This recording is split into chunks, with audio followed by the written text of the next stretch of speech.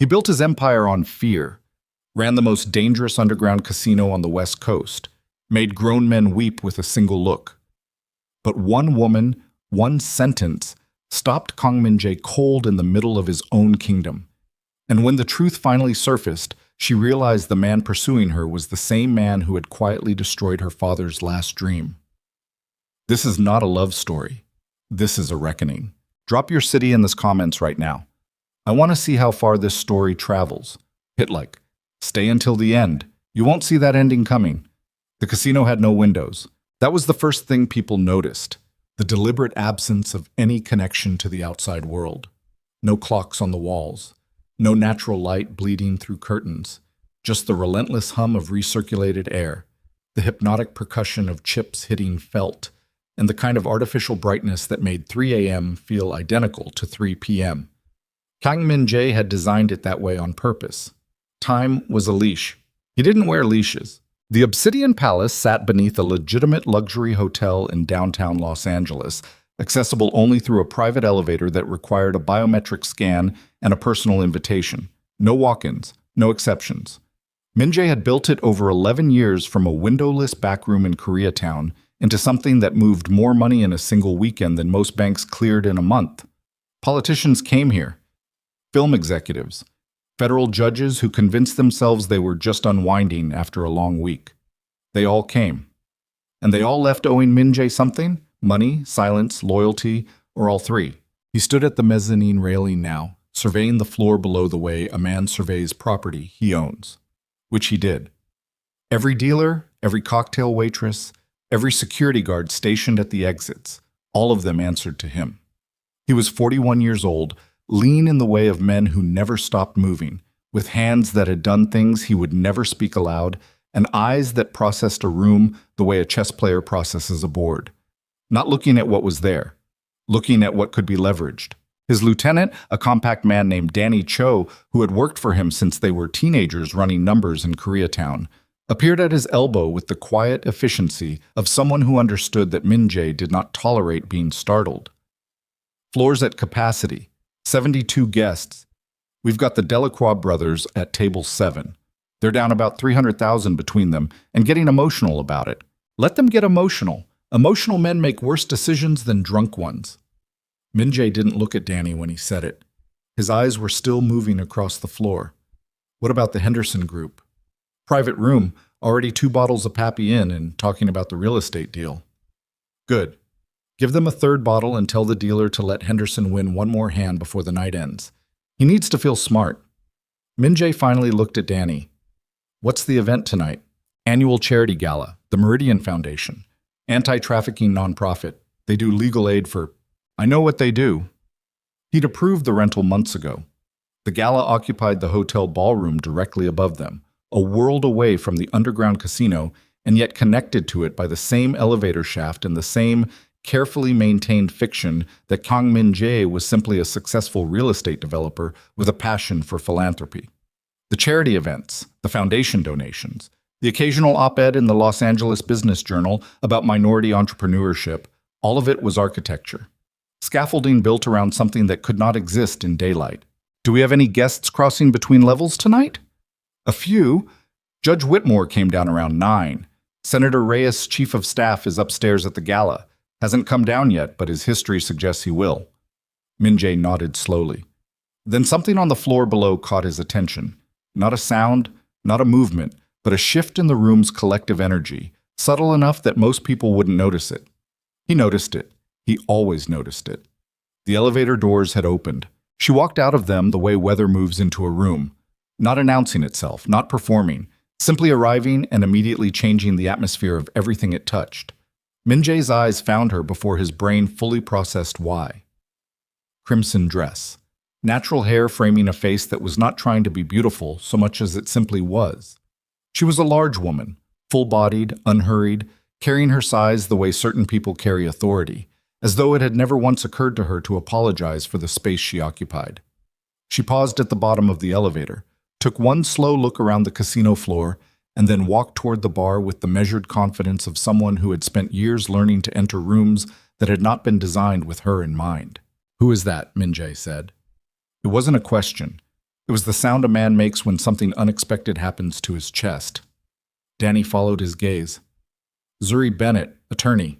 She's with the Meridian Foundation's legal team. She does their pro bono trafficking cases. Must have come down to find someone. Bennett. Minjay repeated the name carefully, the way you test ice before stepping onto a frozen lake. Sharp. I mean, seriously sharp. Word is she's taken 3 cases in the last 2 years that nobody else would touch, and won all of them. Defense bar hates her. Prosecutors are terrified of her. Danny paused. She's not...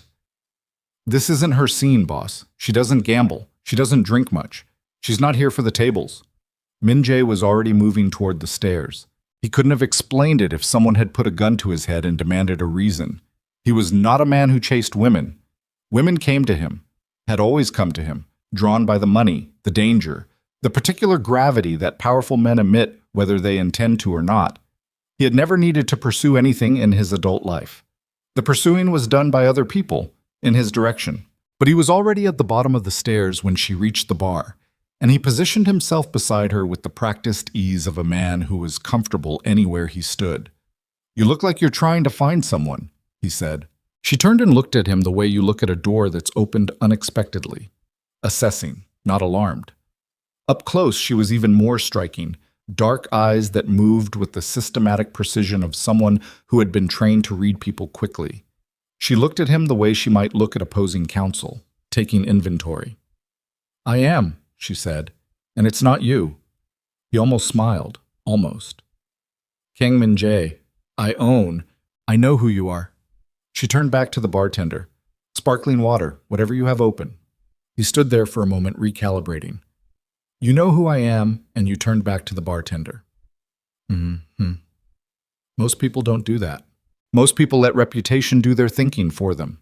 She accepted her glass, turned to face him with the unhurried patience of someone who had already decided how this conversation was going to end. "I don't waste my time proving my value to men who measure people before they know them. Mr. Kang." She said his name the way you set something down. Final, complete. "I hope you have a good evening." Then she walked away. The casino floor continued its noise around him, chips, cards, the low thrum of conversation, and manufactured luck. But for approximately 4 seconds, Kang Min-jae stood completely still. He could not remember the last time he had been dismissed. Not by a business rival. Not by a federal investigator. Not by anyone. Danny materialized at his shoulder, had the good sense not to say anything. "Find out everything," Min-jae said quietly. "Her firm, her clients, her father's name, everything." Danny hesitated. "Boss, Danny!" "Yeah." Danny pulled out his phone. "Everything." What Danny Cho compiled over the next 72 hours was the biography of a woman who had built herself without anyone's permission. Zuri Amara Bennett had grown up in Inglewood, the only child of Elias Bennett and his wife Constance, who had died of complications from surgery when Zuri was 11 years old. Elias had raised her after that, worked double shifts at his restaurant on Crenshaw, helped her with homework at the kitchen table after closing, driven her to debate tournaments across the state in a used Honda that overheated on freeways. She had gone to UCLA on partial scholarship, worked 3 jobs to cover the rest, graduated top of her class from Loyola Law at 26.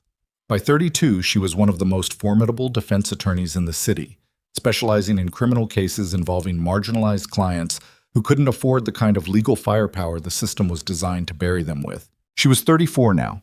She had never married. She kept a tight circle.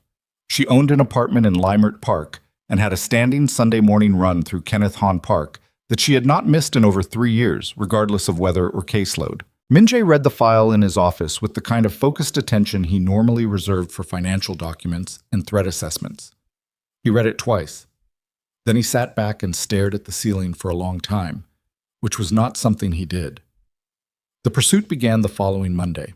He sent flowers first, rare birds of paradise from a florist in Pasadena that did custom arrangements for 3-star restaurants and the kind of hotels where rooms started at $2,000 a night.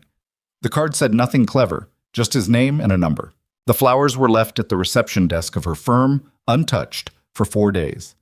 Then he received a brief handwritten note on plain white paper, no letterhead. Please don't send anything else to my workplace. It's inappropriate and it makes my staff uncomfortable. ZB. He sent a bottle of 1990 Petrus to her home address. He received it back the same day via courier with a post-it note in her handwriting that said, "I don't accept gifts from men I don't know.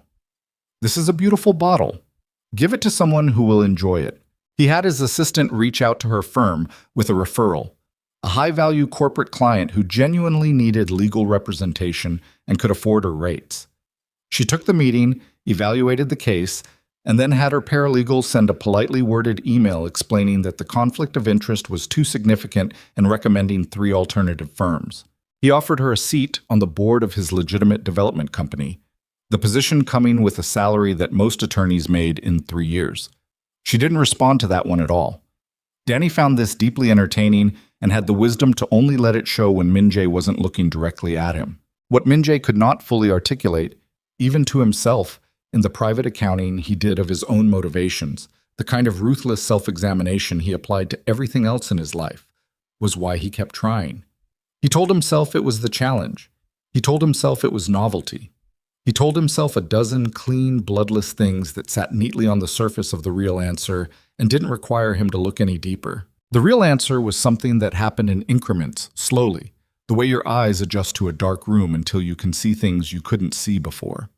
He had started thinking differently after that first night. Nothing dramatic, nothing he could point to, just small internal disturbances that surfaced at inconvenient moments.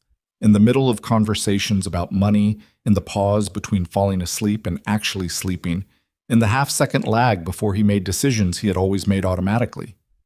He would think something, some reflexive judgment about a person or a situation, and then something else would immediately follow it like an echo. Is that actually true? Or is that just what you were taught? He didn't like it.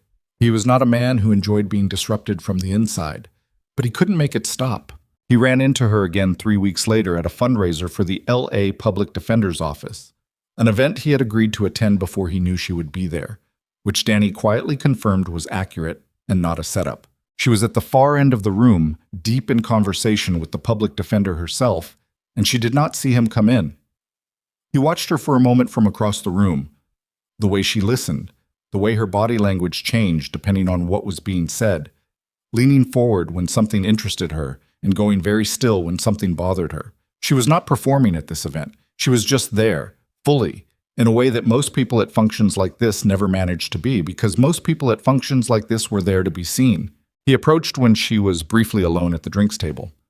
"Fundraiser," he said, "not your usual casino crowd." She turned and he saw the exact moment she registered who he was. Not surprised, just the small adjustment people make when they encounter something they'd rather not deal with. "Mr. Kang." "You can call me Min-jae." "I don't think I will." She picked up a glass of water. "Are you here because of the cause or because your team told you it was good for your public image?" The question landed flat and clean, no cruelty in it, just the simple weight of accuracy. He held her gaze. "Both," he said. "I'm not going to pretend." Something shifted slightly in her expression. Not warmth exactly. More like the kind of grudging reassessment you give someone who surprises you by being more honest than you expected. "At least that's true," she said. "I've been thinking about what you said. At the casino." He kept his voice level. "About measuring people." "I'm sure you have. Men like you usually think about things that have never been said to them before. Men like me." He repeated it without defensiveness. "What does that mean to you?" She studied him for a moment. "It means you've lived inside a very specific idea of who matters and who doesn't for a very long time. And you've had enough money and enough power that nobody around you has ever pushed back on it." She tilted her head slightly. "Until recently, apparently. You pushed back." "I stated a fact." She set down her glass. "Mr. Kang, I don't know what you want from me, but whatever it is, I'm not interested in being a project. I'm not here to teach you something about yourself. I'm not an experience." Her voice didn't rise. It was the steadiness of it that made it hit harder than shouting would have. "I'm a person. If you can't start there, we have nothing to talk about." She excused herself and walked back toward the public defender, who had reappeared with a small group near the podium. Min-jae stood at the drinks table alone for longer than he should have. He was thinking about his father. Kang Sung-ho had come to America in 1979 with $40, a distant cousin's address in Koreatown, and a fury about the world that never fully left him, even after he made his money and built his organization and stopped needing to be afraid of being poor. He had passed certain things down to his son with the same deliberateness he'd passed down business practices and survival instincts, specific beliefs about which people were trustworthy and which were not, about which alliances were acceptable and which carried too much risk, about the kind of woman his son should eventually choose. Minji had absorbed it all without question for most of his life, because that was what children did with the things their parents handed them. You didn't interrogate inherited furniture, you just lived with it. He was interrogating it now, standing at a public defender fundraiser, and the process was deeply uncomfortable in a way he couldn't explain to anyone around him and wouldn't have wanted to. He had never dated a black woman. He had said so explicitly, more than once, at family dinners and in private conversations, with the calm certainty of someone stating a preference rather than recognizing a bias. It had always felt like preference, like taste. It had never felt like what it actually was. A wall his father had built inside him before Min-jae was old enough to choose the architecture of his own mind. He left the fundraiser early. He did not sleep well that night. The calls started this following week. Not romantic, nothing that could be mistaken for pursuit, because Min-jae had enough self-awareness by this point to understand that traditional pursuit was exactly the wrong approach with this particular woman. Instead, he started calling her firm about legitimate business, a trafficking case that touched the edge of one of his legitimate real estate developments, a situation where he genuinely had information that could help a victim she was representing, a referral from a judge who trusted both of them independently. She took the first call. Their conversation lasted 11 minutes and was entirely professional. But at the end of it, there was a pause. The kind that happens when a conversation has technically concluded, but neither person has moved yet. And she said, "You actually knew that survivor's brother from the development project." "Yeah. And you didn't have to call me about it. You could have passed the information through a third party." "Yes." Another pause. "Okay," she said. Then she hung up. He sat with the word "okay" for the rest of the afternoon in a way that would have been embarrassing if anyone could have seen it. Over the following weeks, their communication became something that neither of them fully named. Not friendship, not courtship. A careful, guarded back and forth that moved forward in millimeters rather than steps. She was consistently honest with him in ways that required him to sit with discomfort rather than dismiss it. He found, slowly and against his own instincts, that he didn't want to dismiss it. One evening, she said to him during a call that had drifted past the professional reason it started, "You grew up believing some people were worth less than others." It wasn't a question. He didn't try to make it one. "Yes," he said, "and you're just now noticing that was wrong." "I'm noticing it didn't come from me. It came from him." He meant his father. She understood. "That's not the same thing as it being gone," she said. "I know." "Do you?" He didn't answer immediately. He thought about it honestly, which was new. "I don't know yet," he finally said. "I think I'm still finding out." She was quiet for a moment. Then, "That's a more honest answer than I expected. I'm trying something different." He could hear the careful reserve in that sound. Not skepticism exactly, but the caution of someone who had learned that people's stated intentions and their actual behavior were frequently different animals. "We'll see," she said. They would see. But what neither of them knew that night, as the conversation ended and the Los Angeles night pressed against the windows of two separate apartments miles apart, was that the ground beneath this fragile, uncertain thing they were building was already cracked. In Min-jae's archives, in a steel filing cabinet inside a storage room in his legitimate development company's office, buried under 11 years of rejected proposals and closed deals, sat a manila folder. Inside that folder, a business proposal. Neat, comprehensive, professionally bound. A plan for expanding a chain of southern restaurants into the Los Angeles market. Submitted 7 years ago by a man named Elias Bennett. Across the cover page, in Min-jae's own handwriting, in the blunt shorthand he'd used back then, before he'd learned to be careful about what he committed to paper. Not viable. Can't trust these people. Pass. The folder had been filed and forgotten. The man who submitted it had not been forgotten by his daughter. She just didn't know yet that the same hands rejecting her father's dream were the same hands now reaching, however uncertainly, toward something new. When she found out, and she would find out, because the truth in stories like this always finds its way to the surface, the question wouldn't be whether she could forgive him. The question would be whether she could survive it without losing the version of herself she had spent her entire life building. That folder sat in the dark, waiting. The folder sat in the dark for 7 more years while the city moved around it, indifferent, the way cities are indifferent to the specific weight of buried things. Zuri didn't know it existed. Min-jae had forgotten it did. And for a brief, fragile period in the late weeks of October, something that neither of them had planned began to take shape in the careful space between two people who had every reason to stay strangers. It wasn't romance, not yet. It was something harder to name and, because of that, more dangerous. The particular intimacy that develops when two people who are both fundamentally guarded begin, against their own better judgment, to lower their guard by increments so small they can almost convince themselves it isn't happening. Zuri told herself it was professional. They had overlapping business. The trafficking case had real connections to Min-jae's development network, and the information he provided had been legitimately useful, and she was a practical woman who did not let personal discomfort override professional utility. She told herself that repeatedly and with considerable force. She did not examine too closely the fact that their calls had started running longer than the professional content required, or that she had begun to notice when his number appeared on her phone with something that was not quite dread. Min-jae told himself nothing. He had stopped explaining himself to himself about this particular situation because every explanation he produced felt inadequate, and he was not a man who tolerated inadequacy, including his own. He just kept calling, and she kept answering. It was Danny who first said out loud what neither of them was willing to say. They were in the back office of the Obsidian Palace on a Wednesday afternoon, working through a logistics issue with one of the casino's supply chains. A problem that required focus and instead got Min-jae's divided attention, because his phone was on the desk and he had glanced at it 3 times in 20 minutes for no operational reason. Danny set down his pen. "You're going to get hurt," he said.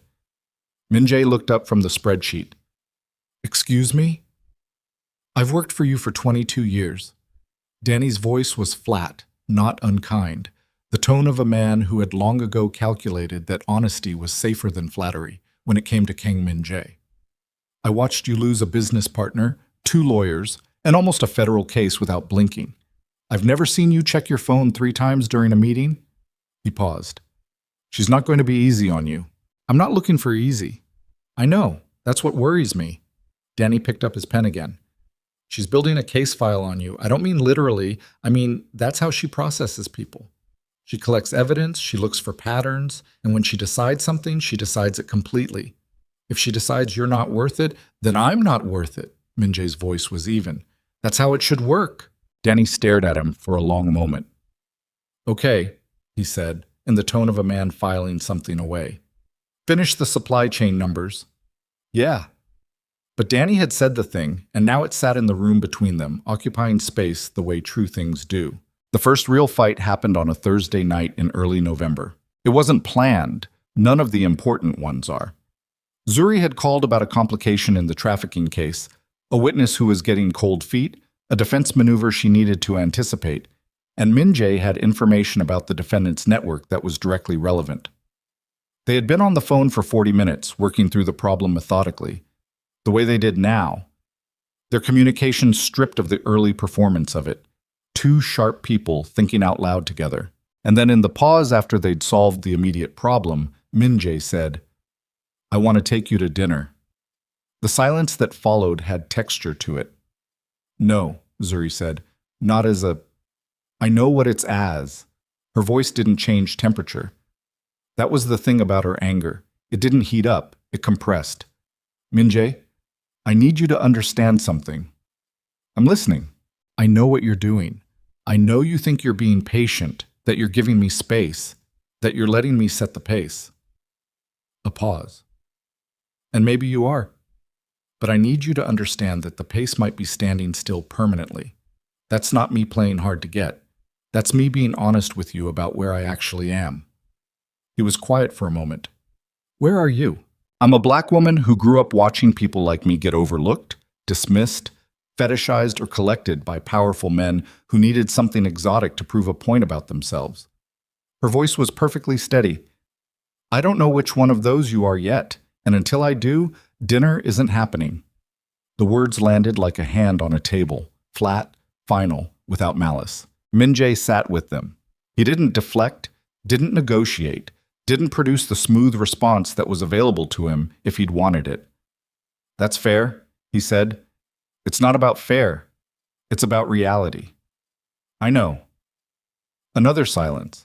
Then she said, and her voice shifted slightly, carrying something she probably hadn't intended to give away. You're not making this easy to navigate. No. Why not? It wasn't exactly a question. He answered it anyway. Because I'm not interested in the version of this where I'm easy to dismiss. A long beat.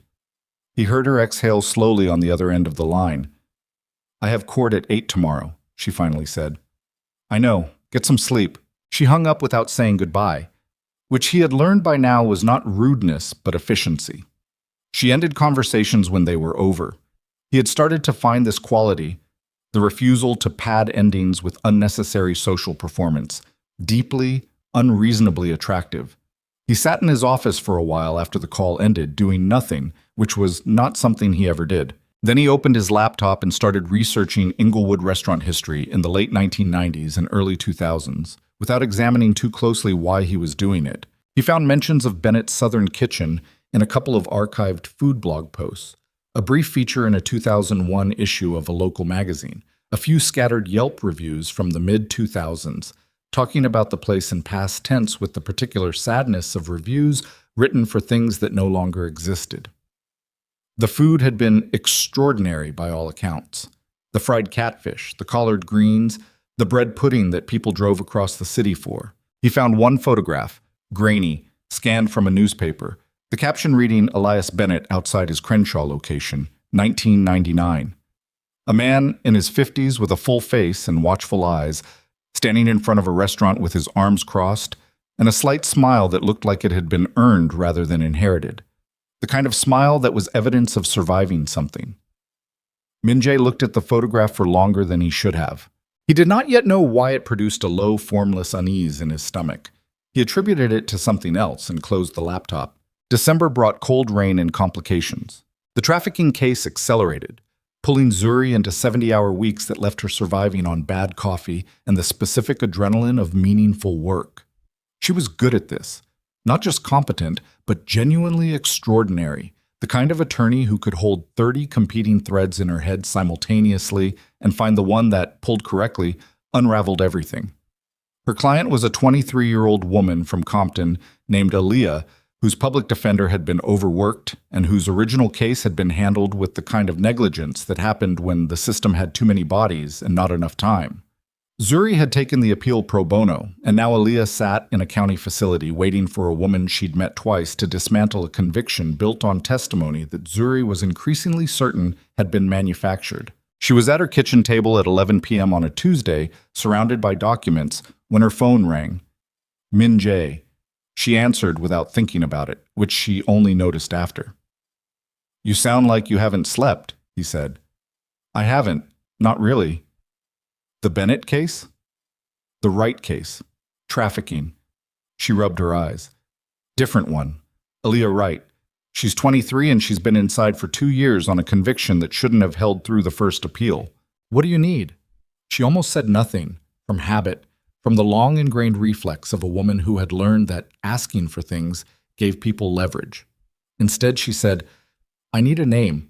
Someone connected to the Garcia network in Linwood who might have information about where Aaliyah's co-defendant actually was the night of the arrest. The prosecution's timeline only works if he was in 2 places at once, and nobody's been able to prove he wasn't. The pause on Min Jae's end was brief. Give me until morning. You have a name? I might have a name. Let me make a call. She leaned back in her chair. You know, normal people don't have underworld contact networks they can query at 11 p.m. You're calling me at 11 p.m. I'm not normal people. No, he said, and the way he said it was quiet, without the usual undertone of performance, just simple and direct. You're not. She didn't respond to that. She looked at the ceiling of her kitchen for a moment, at the water stain in the corner that she kept meaning to report to her landlord. "Thank you," she said, which was not something she said easily to anyone, "for taking this seriously. It is serious. A lot of men in your position would find this." She gestured at her apartment, her documents, her midnight casework, none of which he could see. "Inconvenient.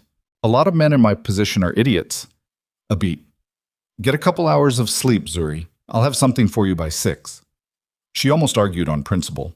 Instead, she said goodnight and set her phone down and sat for a moment in the particular stillness of a woman who is trying to figure out when, exactly, she stopped being able to dismiss something she had been certain she could dismiss. She hadn't made a decision about him, she was clear on that, but somewhere in the machinery of her careful, evidence-based mind, a process had started running that she had not consciously initiated. She went to bed at midnight. He called at 5:47 a.m. with a name. The name broke the timeline open. 6 weeks later, Aaliyah Wright walked out of a county facility into a morning that smelled like wet asphalt and possibility. Zuri was there. She shook Aaliyah's hand and watched the young woman look at the sky for a long moment, the way people do when they've been inside long enough to forget what open air feels like. Zuri didn't cry. She never cried at victories. She saved that for later, alone, where it didn't belong to anyone else. But driving home that afternoon, she called Minjae and said, "She's out." And he said, I know, Danny told me." A pause. "You did that." "We did part of it," she said, which was more credit than she usually gave anyone. The silence between them after that was different from all the previous silences, less guarded, less triangulated. It had the quality of two people who have survived something together and are recalibrating accordingly. "Dinner," Minjae said. Zuri was quiet for 3 full seconds. "One dinner," she said. "Not a date. Just dinner." "Whatever you call it." "I call it one dinner." "Okay." "And I picked the restaurant." "Of course." She picked a Jamaican place in Limert Park that she'd been going to for years, where the owner knew her name, and the food was extraordinary, and the atmosphere was completely, deliberately outside Minjae's usual world. No linen tablecloths, no sommelier, plastic cups for the water. The kind of place where the quality spoke for itself because it didn't have anything else to rely on. Minjae arrived in a car that he parked 2 blocks away, without a bodyguard, wearing clothes that were expensive but not ostentatiously so, and he sat across from her in a booth with cracked vinyl seating and ate jerk chicken and rice and peas and said nothing about the restaurant except, "This is the best food I've had in months." "I know," Zuri said. "How long have you been coming here?" "Since law school. The owner, Miss Gloria, she used to let me sit in the corner and study during slow hours. Never charged me for the water." She traced the edge of her plastic cup. "She came from nothing. Built this place with her sister over 20 years. The sister died in 2018. She looked up at him. "That's what I mean when I say I know who matters. The Miss Glorias. The Aaliyah Wrights. Not the people with the most money in the room." Minjae held her gaze. He didn't look away, and he didn't produce a response designed to make himself look good. He just sat with what she'd said. "I've spent my whole life being the person with the most money in the room," he said. "I thought that was the point. What do you think now?" He looked at his plate for a moment. "I think I've been measuring the wrong things." He looked up. For a very long time. It wasn't a declaration. It wasn't a speech. It was quiet and unpolished and slightly uncomfortable, like something being admitted rather than performed. Zuri watched him say it and felt the irritating, involuntary shift of someone whose mind is revising an assessment it had been fairly committed to. She didn't say anything in response. She ate her food. But she didn't leave early, and when the check came, she let him pay it, which was the first concrete thing she had allowed him in 2 months of careful navigation. They walked to their separate cars. She had parked on the street. He'd parked 2 blocks away. At the point where they would separate, she stopped and turned to face him. "I'm not promising you anything," she said. "I know. And if you do something that proves you haven't actually changed, if I find out this has been performance, I know." She studied his face in the amber light of the street lamps. "Okay," she said. The same word as months ago, after the first real call.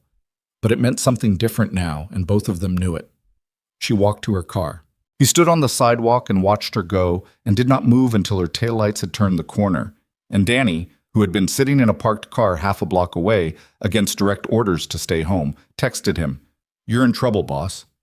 He put his phone in his pocket without answering and started walking. Danny was right. He was in trouble. The specific kind of trouble that arrives when you have spent your entire life building walls and you have, without fully noticing it happening, let someone inside them. The kind you can't undo by deciding to undo it. The kind that changes the structural load of everything it touches. He walked 2 blocks to his car and sat in it for 5 minutes without starting it. He thought about his father again, about the dining room table in the house in Koreatown, where certain beliefs had been delivered with the same certainty as the food, as the lessons about money, as the stories about survival. The certainty with which his father had spoken about the world, which people could be trusted, which people were fundamentally different, which alliances were acceptable, and which were dangerous to the blood. Min-jae had swallowed all of it without chewing.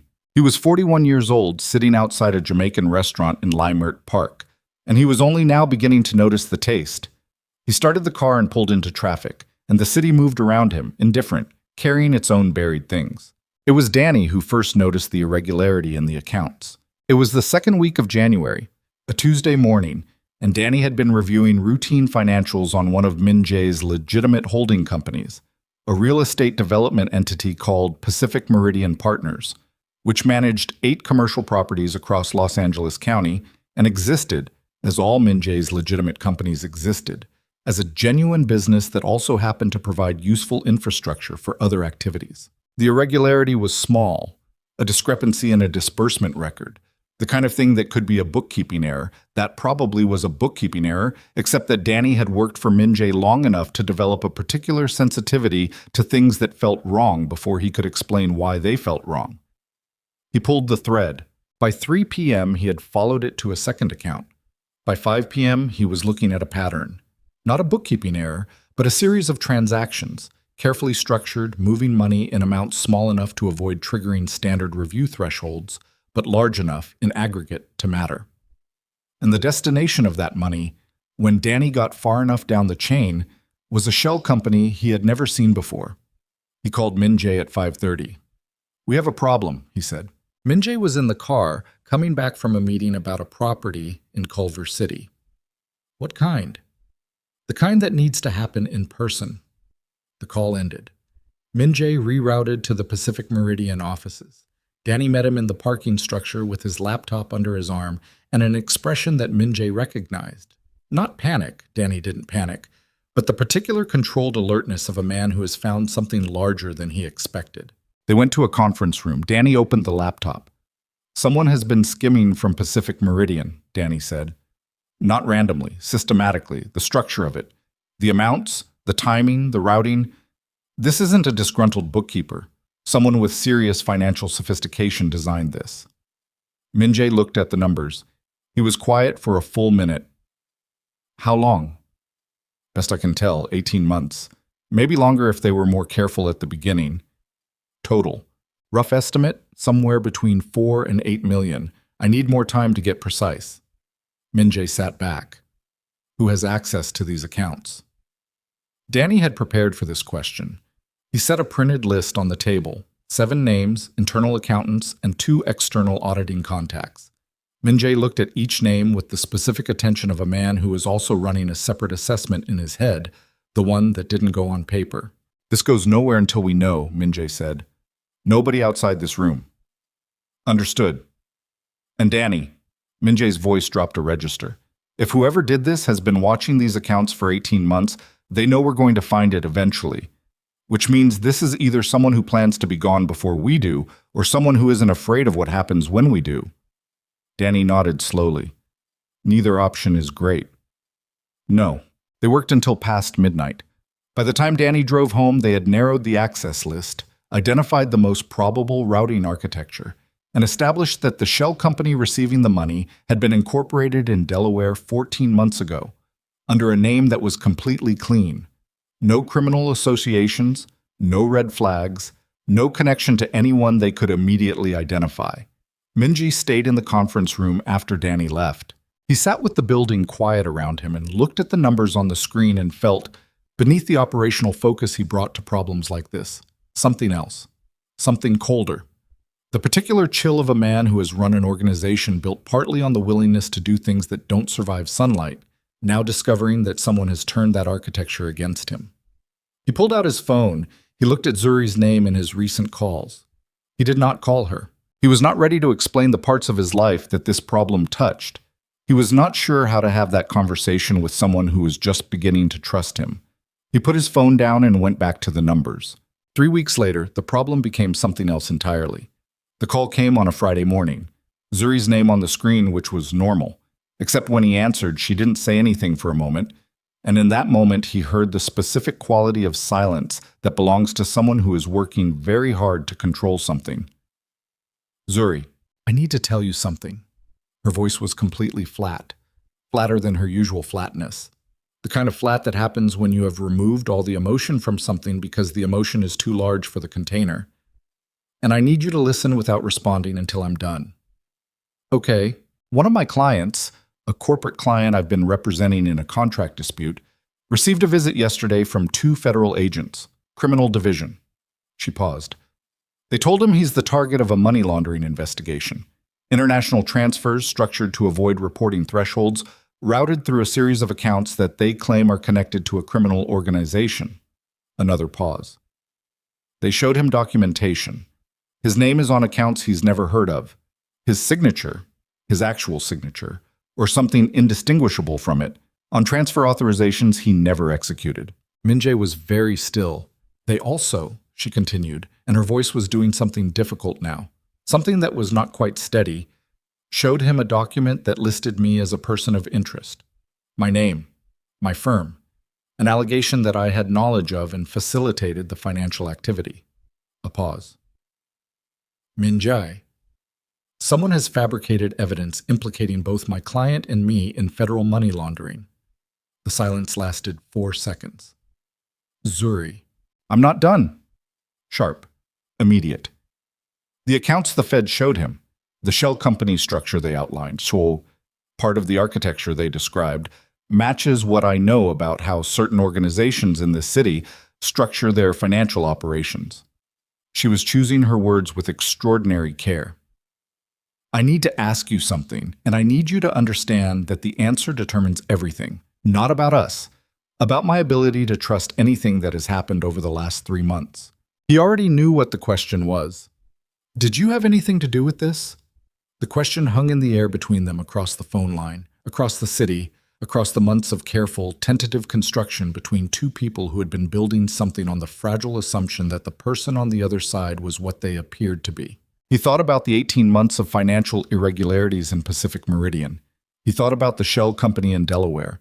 He thought about the sophisticated architecture of whoever had been quietly moving money through his legitimate operations. No, he said, but I think I know who did, and I think... He stopped. Started again. Zuri, I think you need to listen to me very carefully right now, because what I'm about to tell you is going to change what you understand about what's happening to you. She was silent. Someone has been using my company's infrastructure, without my knowledge, for at least 18 months, to move money. I found it 3 weeks ago. I've been investigating internally. He kept his voice level with an effort. I don't know yet who's behind it, but if they've now surfaced and they're framing your client, if they're naming you, they're using the architecture of my operation to frame 2 people who are close to me. One professionally, one, he paused, one otherwise. The silence on her end was the longest yet. When she spoke, her voice had changed, not softer, harder, but in a different direction. Not at him, or not only at him, but at something larger and more dangerous that had just entered the room. You've known about a financial crime inside your organization for 3 weeks, she said slowly, and you didn't tell me. It was an internal, I am a person you have been asking to trust you, she said, and the compression in her voice was extraordinary. The emotion held so tightly it had become something structural. For 3 months, and for 3 weeks, you have been sitting on the information that may be directly connected to a federal investigation that now has my name in it. Zuri, don't. The word was a door closing. I need to think. Don't call me until I reach out to you." The line went dead. Min-jae sat in his office, phone in hand, and looked at the city through the window. The 10 million lives moving through it, indifferent, carrying their buried things, and felt the specific sensation of a man who has been working very hard to become something better than what he was, and has just discovered that the past does not wait politely for that process to complete. Somewhere in this city, someone had built a trap using the architecture of everything he'd constructed over 20 years. And the woman who had just slowly, against every instinct she had, started to believe in him was now standing inside it. He stood up, walked to the window, pressed one hand flat against the cold glass, and stood there for a moment that had no strategy in it, no calculation, just the raw weight of what was coming. Then he turned around, picked up his phone, and called Danny. "I need everyone," he said. "Tonight. Whoever we trust and nobody else." "What happened?" "They moved," Min-jae said. "Whoever built this, they moved, and they went after her." The pause on Danny's end lasted exactly 1 second. "I'll make the calls," Danny said. The city outside the window continued its indifferent motion, carrying its buried things toward the moment they would surface, as buried things always do, as they were already doing. As the manila folder in the steel cabinet in the storage room waited in the dark with the patience of something that had no reason to hurry, because time, unlike people, never runs out. They met at 11 p.m. in the back room of a dry cleaning business in Koreatown that Min-jae had owned for 9 years and used for exactly this kind of situation. A room with no windows, swept for listening devices twice a week, accessible through a rear entrance off an alley that dead-ended against a concrete wall. 7 people around a folding table. Danny. 2 investigators Min-jae had used for a decade, former law enforcement who had crossed far enough over the line that they were now permanently on his side of it. A forensic accountant named Reeves who wore reading glasses on a chain around his neck and could follow money through 17 layers of shell companies the way other people followed roads on a map. 2 men whose specific skills Min-jae did not describe out loud in mixed company. And Min-jae himself, standing at the head of the table with his jacket off and his sleeves rolled up, and the particular stillness of a man who has converted fury into fuel. He laid out everything. The Pacific Meridian discrepancy, the 18 months of structured transfers, the Delaware Shell Company, the federal visit to Zuri's client, her name in the investigation documents. The room was quiet while he talked. When he finished, Reeves was already writing. "The structure they showed the feds," Reeves said, not looking up from his notepad. "Do we know if it mirrors Pacific Meridian exactly, or is it a derivative? We don't know yet. We need the actual documents." "How do we get them?" Danny answered before Min-jae could. "We have a contact in the criminal division. Not deep enough to pull the full file without triggering questions, but enough to confirm the account numbers they showed Bennett's client." "Bennett's client," one of the investigators repeated. A man named Goss who had spent 12 years in financial crimes before deciding the government paid too little for what it asked. "What's the name?" "Marcus Webb. Corporate attorney, legitimate practice, commercial real estate contracts. No prior federal contact." "And they're saying he laundered money through accounts bearing his signature." "That's the allegation." Goss took his glasses off and cleaned them slowly, which was a thing he did when he was thinking hard about something unpleasant. "The signature fabrication alone. That's not an amateur job. That's either a very sophisticated individual actor or it's an organization with resources. The kind of resources that include access to notarized document samples, probably from legitimate filings." He looked at Min-jae. "Someone had access to Webb's real paperwork, court filings, property contracts, something with his actual signature that they could work from. Who would have access to that? Opposing counsel on any of his cases. Anyone who filed against him or with him in the last several years. Potentially someone inside his own firm." Goss paused. "Or someone who specifically targeted him because of his connection to Bennett." The room absorbed this. "They came after her first," Min-jae said. "Webb is the vehicle. She's the target. Which raises the question," Danny said carefully, "of who specifically wants her damaged enough to build an 18-month financial architecture to do it." Min-jae stood at the head of the table and looked at the faces around it and said nothing for a moment, because he was running the same calculation they were running and arriving at the same answer, and the answer was something he needed to be certain about before he said it out loud. "Pull everything on the Hargrove case," he said, "and the Delacroix brothers." Danny went very still. "You think it's connected to the casino?" Zuri has spent the last 2 years dismantling trafficking networks. She got Aaliyah right out. Before that, she got 3 other convictions overturned. 2 of those convictions involved organizations that had connections to suppliers I know. He let that land. "If someone inside my network has been skimming for 18 months and is now using that infrastructure to frame Zuri, the question isn't just who's stealing from me. The question is who has a reason to take her down and access to my operation at the same time." The silence in the room was different now, more specific. "That's an inside job," Goss said. "Yes," Min-jae said. "Inside your organization." "Yes." Nobody said anything for a moment. Then Reeves clicked his pen. "Let's get to work." They worked through the night and into the gray early morning. Coffee appeared and disappeared. Nobody slept. Reeves built a transaction map on a whiteboard that grew until it covered the entire surface and spilled onto taped paper sheets beside it. A web of accounts, routing numbers, timestamps, and corporate entities that looked, from a distance, like a particularly complicated nervous system. By 4 a.m., they had found the first real thread. One of the shell companies in the Delaware chain, not the primary one but a secondary entity 2 layers deep, had been incorporated by a registered agent who also handled filings for a holding company called Meridian West LLC.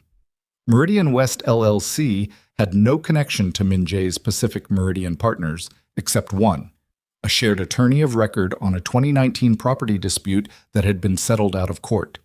The attorney's name was James C.O. Danny said it first, quietly, like a thing that shouldn't be said loudly.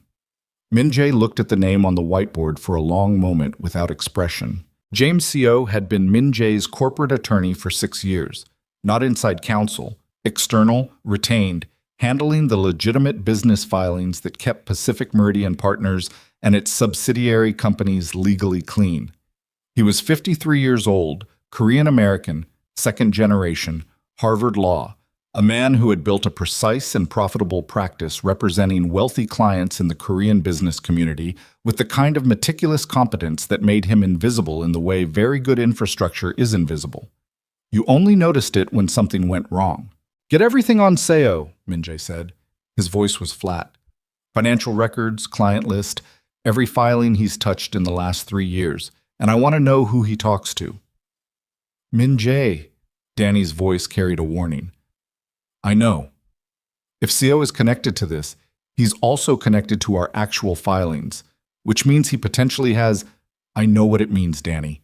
If James C.O. had built this architecture using his access to Min-jae's legitimate corporate structure, he had potentially exposed not just the holding companies, but the scaffolding that kept the entire operation functioning. The web of legitimate entities that provided cover, employment records, tax documentation, the whole careful fiction of a successful businessman with diverse holdings. If that scaffolding had been compromised from the inside by someone who understood exactly how it was built, Min-jae turned away from the whiteboard and walked to the far wall and stood there with his back to the room for a moment, which was something he never did. He pressed both hands flat against the wall and breathed. The room gave him approximately 4 seconds of that. Then he turned back around. "Does Seo know we found the Meridian West connection?" he asked. "Not unless he's monitoring the investigation, which he'd have no reason to think exists yet," Goss said. "Then we have a window." Min-jae looked at Danny. "I want to know where he is right now, not where he's supposed to be, where he actually is." "It's 4:30 in the morning. Then he's either home or he's somewhere he doesn't want his family to know about. Either location tells us something." Danny picked up his phone. Goss looked at Min-jae with the expression of a man who had been in enough rooms like this to recognize the specific combination of controlled fury and cold calculation that preceded decisions that couldn't be walked back. "What are you going to do when you find him?" "Talk to him," Min-jae said. Goss held his gaze. "Min-jae." "I'm going to talk to him, Goss." The way he said it the second time left room for exactly one interpretation, and it wasn't conversation. James C.O. was at his office. This was the first thing that was wrong, because James C.O.'s office building in Century City had no reason to be occupied at 4:45 in the morning, and the fact that Goss's contact confirmed a light on the 14th floor and a car in the underground structure registered to Seo's firm meant that either James Seo was a man of extraordinary professional dedication, or James Seo was a man with somewhere to be and something to finish before the people looking for him got there. Min-jae was in a car heading west on the 10 before Danny finished relaying the information. "Don't," Danny said in the passenger seats. "I'm just going to talk to him." "You said that already." "And I meant it both times." Min-jae. Danny turned in his seat. In 22 years, he had exercised this particular right approximately 4 times. The right to say the thing that would not be well received because it was necessary. If you walk into that building and you do something that can't be undone, you lose everything you've been building, not the operation, the other thing, the thing that actually matters right now. Min-jae's hands were steady on the wheel. His face was completely controlled. "He went after her." "I know.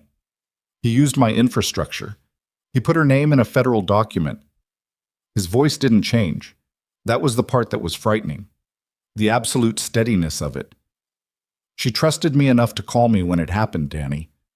And the reason it happened is because someone inside my own organization decided she was a useful target." "I understand that." "Then don't tell me to don't." Danny looked at him for another moment. Then he turned forward and looked at the freeway unreeling in the headlights and said nothing else, which was itself a kind of answer. The building's lobby security was a single guard who recognized the name Kang Min-jae from the building's tenant list. Pacific Meridian Partners maintained a floor, and who made the professionally sound decision not to ask questions of a man who looked the way Min-jae looked at 5 in the morning. The elevator opened on 14. The office suite was at the end of a carpeted hall. The light under the door was visible from the elevator. Min-jae walked to it and opened it without knocking. James Seo was at his desk. He was a compact man, silver at the temples, with the careful posture of someone who had spent decades projecting competence and trustworthiness as professional assets. He was on the phone when Min-jae walked in. He looked up. For one fraction of a second, something moved across his face. Not surprise exactly, but the involuntary recognition of something arriving earlier than calculated. He said into the phone, "I'll call you back." He set it down. He did not run. He did not call out. He sat behind his desk and folded his hands on the surface of it and looked at Min-jae with the expression of a man who had rehearsed this moment. Min-jae closed the door. He didn't sit down. He stood in front of the desk and looked at Seo and let the silence do the first work. "Min-jae," Seo said. His voice was steady, professionally steady, the rehearsed kind. "How long?" Min-jae said. Seo looked at him. "I don't know what—" "James." The name was a blade. "I have Reeves's transaction map. I have the Meridian West Incorporation. I have the routing chain." He paused. "I have your name attached to a registered agent who built the shell that's currently being shown to federal investigators as evidence in a money laundering case involving a woman who has nothing to do with any of this." He placed both hands on the desk and leaned forward very slightly. "How long?" The silence lasted approximately 6 seconds. Then James Seo exhaled, a long, slow breath that sounded less like relief and more like a decision being made. And he said, 22 months. Min-jae straightened up slowly. 22 months. The first transfers were small, structured below any threshold that would— "I know how it was structured. I've been looking at it for 3 weeks. Min-jae's voice was very quiet now, which in his particular register was considerably more frightening than loud. "Who gave you the order to frame Bennett?"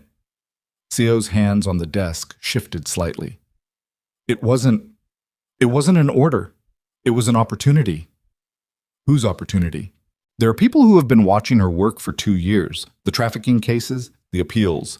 She's dismantled operations that had standing arrangements. Arrangements that had been stable for years before she started pulling threads." Seo looked up at him, and there was something in his eyes that was not quite apology and not quite justification, but the strange, flat affect of a man who has been living inside a decision long enough that it no longer feels like a choice. She was going to keep going. The Aaliyah Wright case opened access to the Garcia network. If she pursued that access— "Who?" Min-jae said. "People you do business with. Name them." Seo pressed his lips together. Min-jae came around the desk. What happened in the next 4 minutes was not something that would ever appear in any document or testimony, and the only witness was the Los Angeles skyline visible through the floor-to-ceiling windows, gray and vast and entirely indifferent. When it was over, Co was still in his chair, and Minjae was standing at the window with his back to the room, breathing slowly through his nose, and on the desk between them was a handwritten list of 4 names. "If anything happens to her," Minjae said, without turning from the window. "Anything at all. Whatever you think you're afraid of right now becomes a more accurate picture of your future."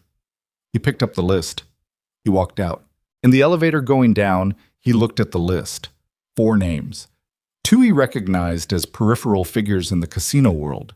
Men he had dealt with at the edges of things, never fully inside his orbit but close enough to understand the architecture.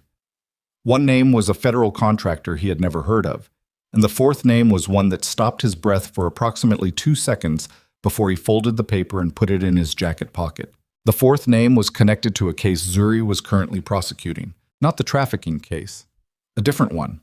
A corporate fraud case she had taken on 4 months ago, a whistleblower situation involving a mid-sized logistics company.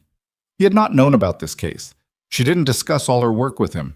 She was careful about client confidentiality, appropriately so. He had not known that one of the defendants in that case had ties that extended through 2 intermediate entities to a man who had now put her name in a federal money laundering document.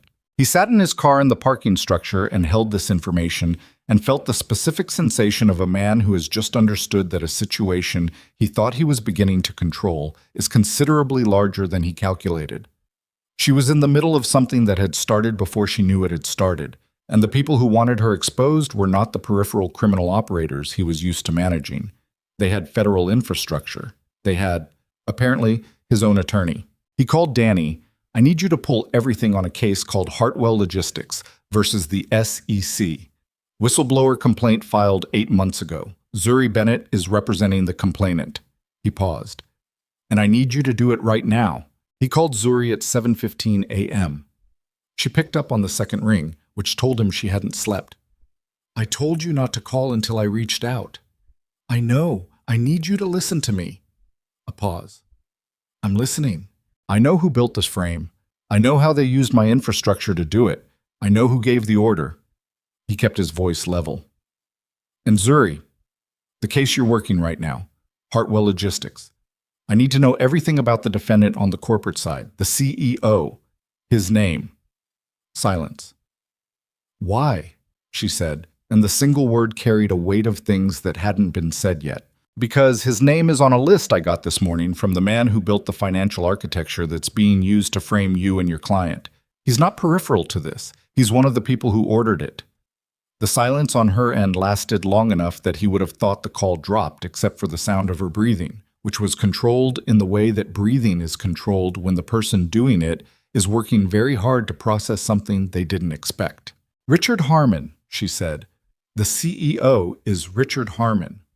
That's the name." He paused. "Zuri, they didn't frame you randomly. They framed you because you were already in the middle of something that was going to expose people with serious resources. The trafficking work cracked the first layer. Hartwell is the second. They needed you discredited and ideally disbarred before you got any further." Another silence. When she spoke, her voice was doing something he had not heard it do before, something underneath the control of it, a fracture so small you would miss it if you weren't listening for it. "For how long have they been watching me?" "At least 14 months, based on when the shell company was incorporated." 14 months. She repeated it slowly, as though testing the weight of the words. "I've been a target for 14 months, and I didn't know." "No. And the people who built this, they used your company." "My attorney, without my knowledge, for 22 months. She was quiet again. He could hear her moving, the sound of a chair, of something being set down. Then, "Minjae." Her voice had changed again, not softer, but different, stripped of the professional layer she usually kept between herself and the raw material of what she was feeling. "I need you to understand something about what you just told me." "Okay, if this goes to trial, if the feds build a case on the documentation that's already in their hands, my license is at risk. My client's freedom is at risk.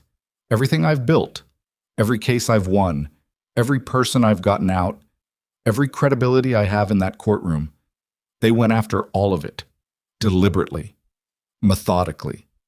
Her voice cracked on the last word, a single clean fracture, and then it was controlled again immediately, the control snapping back with the speed of someone who had practiced it for years. They built a machine to erase me. Yes, he said, because she didn't need softening. She needed accuracy. Okay. A breath. Okay. He heard her pull herself together, and it sounded like watching someone lift something very heavy, the physical effort of it audible, even over a phone line. Then we need to take it apart. I have Reeves, Goss, and 2 others already working. I need your brain in the room. A pause that lasted almost too long. You know what it means, she said carefully. If I work on this with you, if I use information obtained through your network to build my defense. I know. I could lose my license for a different reason. I know, which is why we need to be very precise about how we structure what you know, how you know it, and what you can present in a way that looks like it came from your own investigation. You've thought about this. I've been thinking about it since you hung up on me last night. The silence this time was different. It had the texture of a recalibration happening in real time. I didn't hang up on you, she said finally. I ended the call. My mistake. A pause. Then, very quietly, I'm going to come to wherever you are, and we're going to work through every document you have. Another pause. And then I need to ask you something, and I need you to promise me you'll answer it honestly, regardless of what you think the answer will do to this. Something in his chest responded to the specific gravity of that sentence with a tightening that was not quite dread but was adjacent to it. Okay, he said. I'll be there in an hour. She arrived in 53 minutes, which told him she had been ready to move before she called. She wore the same clothes she'd had on the day before, dark blazer, dark jeans, no jewelry, and her hair was pulled back, and she had the appearance of a woman who had not slept and was not going to let that matter. She walked into the conference room where Reeves's transaction map still covered the whiteboard and stood in front of it for a full 2 minutes without speaking, following the lines with her eyes the way she followed arguments in court, systematically, starting from the conclusion and working backward to the premise. Reeves gave her the walkthrough. She asked 6 questions, each one more specific than the last, and by the 4th question, Reeves was looking at her with the respect of a man who does not encounter many people who can keep up with him on his own technical terrain. She took notes in a small notebook she produced from her jacket pocket. Neat, organized, abbreviated, shorthand that was probably personal and illegible to anyone else. When Reeves finished, she stood looking at the board for another moment. Then she turned around and looked at Min Jae. He was standing against the back wall. He had been watching her and not the whiteboard. The question, she said. Everyone else in the room found things to look at on the table. Ask it, Min Jae said. She held his gaze with the complete steadiness that was one of the things about her that had undone him from the beginning. Is there anything in your history? Any decision you made? Any person you dealt with? Any organization you worked with? That I'm going to find out about in the course of building this defense that will be worse than what I already know? The question was not about love. It was not about trust in the personal sense. It was the question of an attorney who was about to put herself inside a complex, dangerous situation and needed to know the full dimensions of the terrain before she took another step. He looked at her for a moment. He thought about his father's organization, absorbed and expanded. He thought about the things done in the early years when he was learning the grammar of the world he'd inherited. He thought about men who had been afraid of him and had reason to be. He thought about the 20 years of decisions that sat in the foundation of everything he'd built, many of which he could not undo, and some of which he did not regret, and a few of which he did. Yes, he said, there are things in my history that are worse than what you know. She didn't flinch. Will they surface in this investigation? I don't know, possibly. If Harmon's people are thorough enough and desperate enough. He held her gaze. I won't lie to you about what I am, Zuri. I can tell you that the things I've done that are worst were a long time ago, and I can tell you that I've been building away from them for years, and I can tell you that none of them were directed at people who didn't choose the same world I was in. He paused. But I can't tell you they didn't happen. The room was completely still. She looked at him for a long time. The kind of looking that is actually an assessment, evidence-based, systematic, the same process she applied to everything but directed now at the specific question of who this man was in the place beneath the performance of it. Then she turned back to the whiteboard and uncapped her pen and drew a line through one of the routing connections and said, "Reeves, this intermediary account, is there a corresponding wire confirmation or just the record in the Pacific Meridian system?" Reeves blinked. "Just the internal record as of last night. We haven't confirmed it externally yet." "Then that's the weak point in their chain. If we can demonstrate the wire never occurred, that the Pacific Meridian record was fabricated rather than reflecting an actual transfer, we destroy the prosecution's narrative of my client's involvement at the source." "That's... Yes." Reeves reached for his glasses. "Yes, that's right. How long to pull the corresponding bank records? If Danny's contact can get us the transaction logs, 24 hours maybe." She looked at Danny. Danny looked at Minjae. Minjae nodded. "Okay." She turned back to the board and she began to work. Standing against the wall, watching her dismantle the architecture of the trap that had been built to destroy her, Minjae felt something he had not felt in a very long time and could not immediately name. It was close to awe. It was close to something more complicated than that. It was the specific sensation of a man who is watching someone he has underestimated, not in terms of intelligence, which he had always credited, but in terms of raw endurance, the capacity to absorb something devastating and convert it immediately into forward motion. She had not collapsed. She had not retreated. She had walked into the room where the evidence of her own destruction was displayed on a whiteboard, and she had immediately started building the counterargument. He thought about his father's dining room table. He thought about inherited walls and the specific labor of dismantling them. He thought about the 7 years that sat in a filing cabinet in a storage room 1 floor below this one, in a manila folder with his handwriting on it. He did not yet know that she would find it. He did not yet know that everything being built in this room over the next 72 hours, the trust, the collaboration, the beginning of something that might, in a different story, have been called redemption, would come apart in a single moment in a storage room on a Tuesday afternoon when she pulled open a filing cabinet looking for corporate records and found instead the specific shape of her own grief, written in his handwriting, dated 7 years ago, sitting in the dark exactly where he had left it. He stood against the wall and watched her work and did not know what was coming. The folder waited. She found it on a Tuesday. Not dramatically. Not in a moment designed by anyone. She found it the way people find the things that destroy them. Incidentally, in the middle of doing something else, when the hands are busy and the guard is down and the mind is focused on a different problem entirely. They had been working for 61 hours across 3 days. The conference room had become a kind of war room, coffee cups multiplying on the windowsill, Reeves's transaction map expanding daily as new connections surfaced, Danny rotating in and out with information from contacts across the city. Zuri had gone home twice to shower and change. Both times she came back within 2 hours. Minjae had not gone home at all. The bank records had come through on Sunday night. They confirmed what Zuri had identified at the whiteboard. The wire transfer recorded in Pacific Meridian's internal system had no corresponding bank confirmation. The money had never moved. The record had been fabricated inside the system by someone with administrative access, creating the appearance of a transaction that never occurred. It was elegant, and it was criminal, and it was, now that they could prove it, the thread that unraveled the entire prosecution narrative. By Monday afternoon, they had enough to go to the U.S. Attorney's Office with a counterfiling, not a defense, but an affirmative presentation of evidence pointing to the actual architects of the scheme. Goss knew an assistant U.S. attorney who was not part of whatever arrangement had put Zuri's name in the investigation documents in the first place, a woman named Pratt, who had a reputation for following evidence wherever it went, regardless of who it inconvenienced. The meeting with Pratt was scheduled for Wednesday morning. Tuesday was supposed to be documentation, organization, building the presentation package.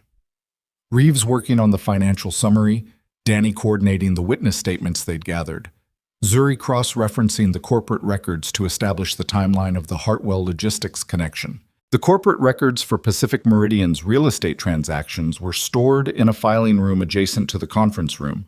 2 steel cabinets full of physical documentation going back 11 years. The kind of paper trail that legitimate businesses maintained because regulators occasionally asked to see it, and it was easier to have it than to explain its absence. Min Jae was on a call in the hallway. Danny was across the building. Reeves was at the whiteboard.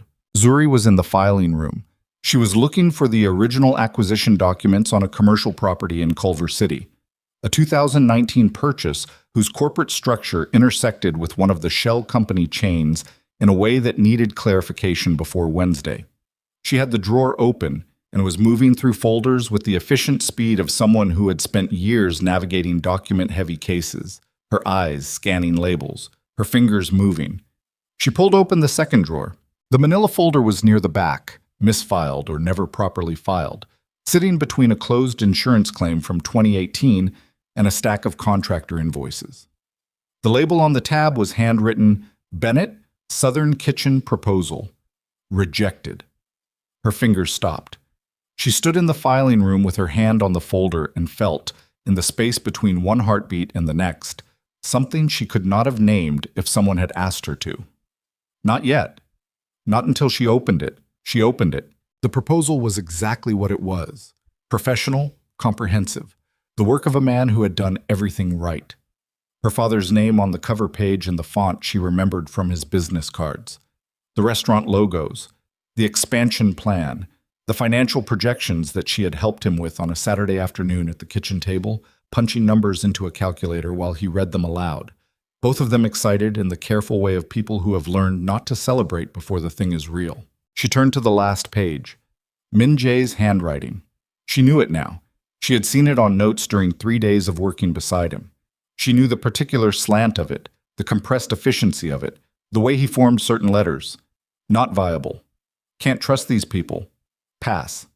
The room was very small. She was aware of her own breathing, the sound of it, the pace of it, the way it had changed in the last 15 seconds from the even rhythm of focused work into something shallower and faster that her body was doing without her permission. She was aware of the folder in her hands, the weight of it, the specific terrible lightness of it, the way something that had determined the shape of the last 7 years of her life weighed almost nothing in her hands.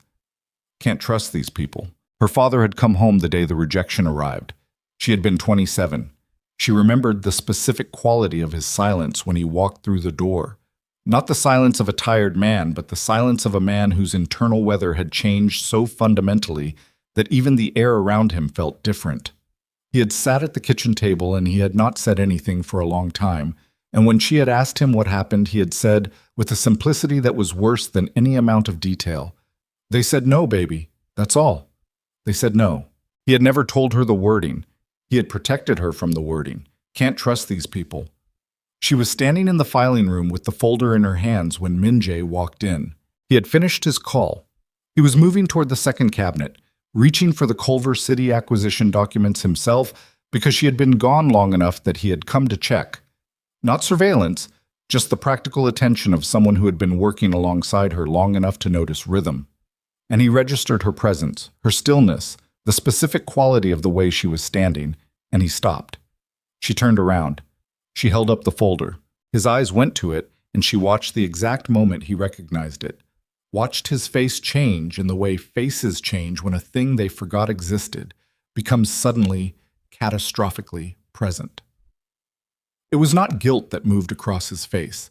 It was something worse than guilt. It was the expression of a man who has been building toward something, and has just understood that the ground beneath it was never what he thought. Nobody said anything for 4 seconds. "When?" she said. Her voice was completely flat, flatter than anything he had heard from her before. The kind of flat that happens when emotion has passed through a certain threshold and come out the other side as something that no longer sounds like emotion at all. 7 years ago, he said, you rejected my father's proposal. Yes. You wrote? She looked down at the folder, then back up at him. She did not read it aloud. She could not read it aloud. You wrote this? Yes.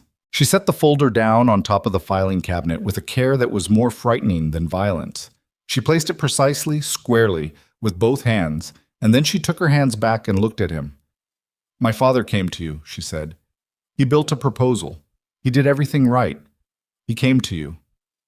Zuri, and you decided, based on... Her voice fractured on the next word. A single clean break that she sealed immediately, visibly, the muscles in her jaw tightening, based on what he looked like, what he was, that he wasn't worth your time. Yes. He didn't offer anything else. No context, no mitigation, no architecture of explanation. She was not a woman who would accept architecture right now, and he knew it, and he gave her the bare fact because it was the only honest thing available. He lost everything after that. Her voice had gone somewhere very still. You know that, right? Banks pulled out. Creditors came in. 20 years of work. She stopped. He died 2 years later. She stopped again. I was at his grave. I made him a promise. She looked at Min Jae with the eyes of someone looking at a completely different person than the one they thought they were looking at. And the man I made that promise about is you. The silence in the filing room was absolute. Min Jae stood in it and did not move and did not speak and did not look away from her. He took the full weight of what she had said without deflecting it or diminishing it or doing any of the things that were available to him if he had been a different kind of man or if he had been more interested in his own comfort than in her reality. Yes, he said. She picked up the folder. She walked past him out of the filing room. She walked through the conference room without stopping, past Reeves, who looked up and immediately looked back down, past the whiteboard with its transaction map, past the coffee cups on the windowsill. She walked to the elevator. She pressed the button. Min Jae came to the doorway of the conference room. Zuri. The elevator opened. She got in. Zuri? He walked toward it. She put her hand on the door to hold it and looked at him, and what was in her eyes was not the compressed professional anger he had learned to read or the controlled skepticism that had been her default for months. It was something rawer and older than any of that. It was grief. Pure, specific, personal grief, the kind that has a face and a name attached to it, the kind that had been living in her since she was 29 years old, standing at a grave in the rain, making a promise. Don't, she said. Don't follow me. Don't call me. Her voice was steady in the way that things are steady when they are at the absolute limit of what they can hold. Everything we've done in the last 3 days, that's still real. The case is still real. I'll be at Pratt's office on Wednesday because Aaliyah is real and Marcus is real, and those people deserve what we're going to do for them. She took a breath. But you and I. She stopped, started again. I need you to understand that I don't know if there's a you and I anymore. I need you to understand that right now I am looking at you and seeing the man who killed my father's dream, and I cannot... Her voice broke, one syllable, sealed immediately. I cannot do what I was starting to do. Not right now. I don't know if ever. The elevator door tried to close. She let it. Min Jae stood in the hallway and watched the doors shut and listened to the mechanical descent of the elevator and stood in the particular silence of a man who has just watched something irreplaceable walk out of a room and knows, with complete certainty, that he deserves it. Reeves appeared in the conference room doorway behind him, looked at Min Jae's back, made the correct assessment and disappeared without speaking. Danny called 30 seconds later from somewhere in the building. What happened? She found the Bennett proposal, Min Jae said. The pause on Danny's end lasted exactly 2 seconds. Oh, God. Yeah. Min Jae, I know. He turned around and walked back into the conference room and looked at the transaction map on the whiteboard with eyes that were seeing something else entirely. I know. He stood there for a long time. Wednesday morning came gray and cold, the sky the color of old concrete, and Min Jae was in the U.S. Attorney's Building at 8:45 a.m. with Reeves and Danny and a presentation package that represented 61 hours of work and the testimony of a man named James Seo, who had, after a very specific conversation in a Century City office at 5 a.m., made the calculation that cooperating with Min Jae was considerably safer than the alternative. Zuri was already there when they arrived. She was standing in the lobby in a charcoal suit with her hair pulled back, talking to her paralegal, professional, and precise, every surface controlled. She looked at him when he walked in and gave him a nod that was exactly as much as a professional colleague would give someone they were about to present with. Not cold, not warm, calibrated. He nodded back and said nothing, which was what she needed from him, and he knew it. Assistant, U.S. Attorney Pratt was a tall woman in her mid-40s with close-cropped hair and the particular expression of someone who had spent enough years in federal law to recognize the difference between people who were afraid of the truth and people who were bringing it. She looked at Min Jae when he walked into the conference room with the neutrality of a person who knew his name and what it was attached to and had decided to table that assessment until she heard what he had to say. They laid everything out over 2 hours. Reeves presented the transaction analysis. Danny presented the documentary evidence of the shell company chain. Zuri presented the timeline of her own targeting, methodical, dispassionate, the architecture of someone who had removed herself from the emotional content entirely and was presenting a case as though it belonged to someone else. It was the most extraordinary professional performance Min Jae had ever witnessed, and he had watched a lot of people perform under pressure. Pratt asked questions throughout. Sharp, specific, the questions of someone who was genuinely following the evidence and not looking for a reason to dismiss it. Her paralegal took notes. At one point, she asked Min Jae directly, "Mr. Kang, the internal access to Pacific Meridian's accounting system that allowed your attorney to fabricate those transaction records, who else has that access?" "As of 72 hours ago," Min Jae said, "nobody. I've revoked all external access and engaged a new accounting firm with no prior connection to Pacific Meridian or any related entity. And Mr. CO is prepared to testify to the instruction chain. In exchange for consideration on the financial charges against him?" "Yes." Pratt looked at him for a moment. "You understand that this investigation is going to open aspects of your business to scrutiny that you may find inconvenient." "I understand. Including aspects unrelated to the Pacific Meridian situation." "I understand." She held his gaze. He held hers. She moved on. By 10:30, she had enough to open a parallel investigation into Harmon and the other 3 names on CO's list. She told them she would have a preliminary determination on the charges against Marcus Webb within 48 hours, and that the evidence they had presented gave her substantial grounds to seek an emergency stay.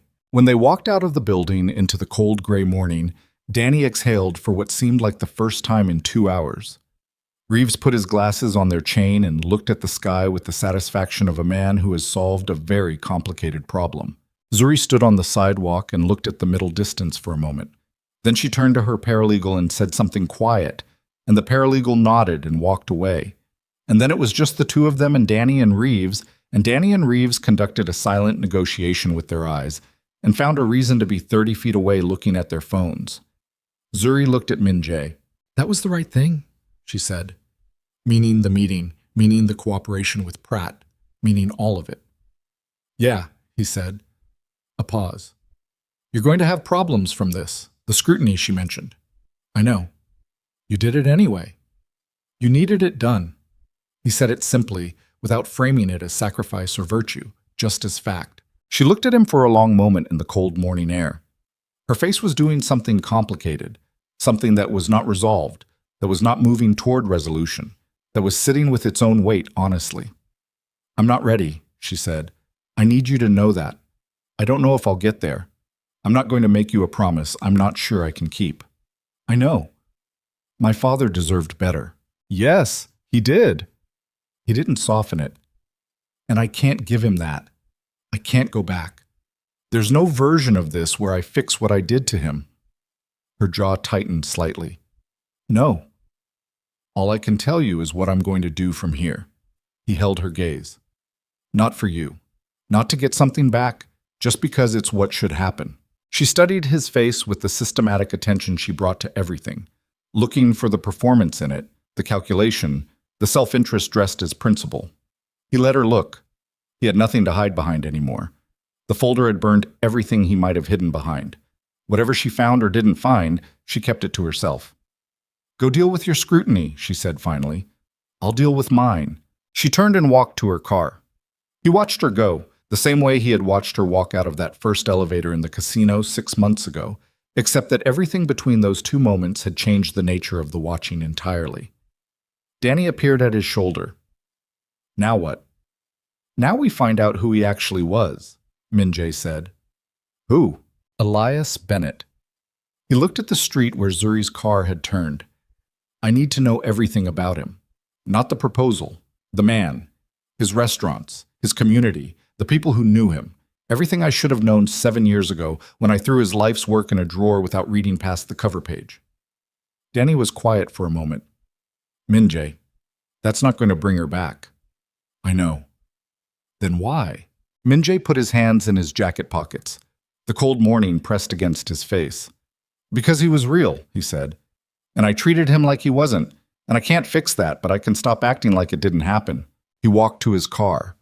The city moved around him, indifferent, 10 million lives in motion, carrying their buried things, except that some of the buried things were starting to surface now, and the surfacing was going to be long, and it was going to be painful, and there was going to be nothing clean about any of it.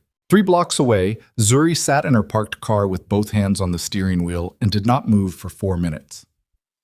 Outside, the city went about its business. Inside the car, a woman who had spent her entire adult life converting pain into forward motion sat very still and allowed herself, for 4 minutes, to feel the full weight of a grief that was 7 years old and brand new at the same time. Then she started the car. She had work to do.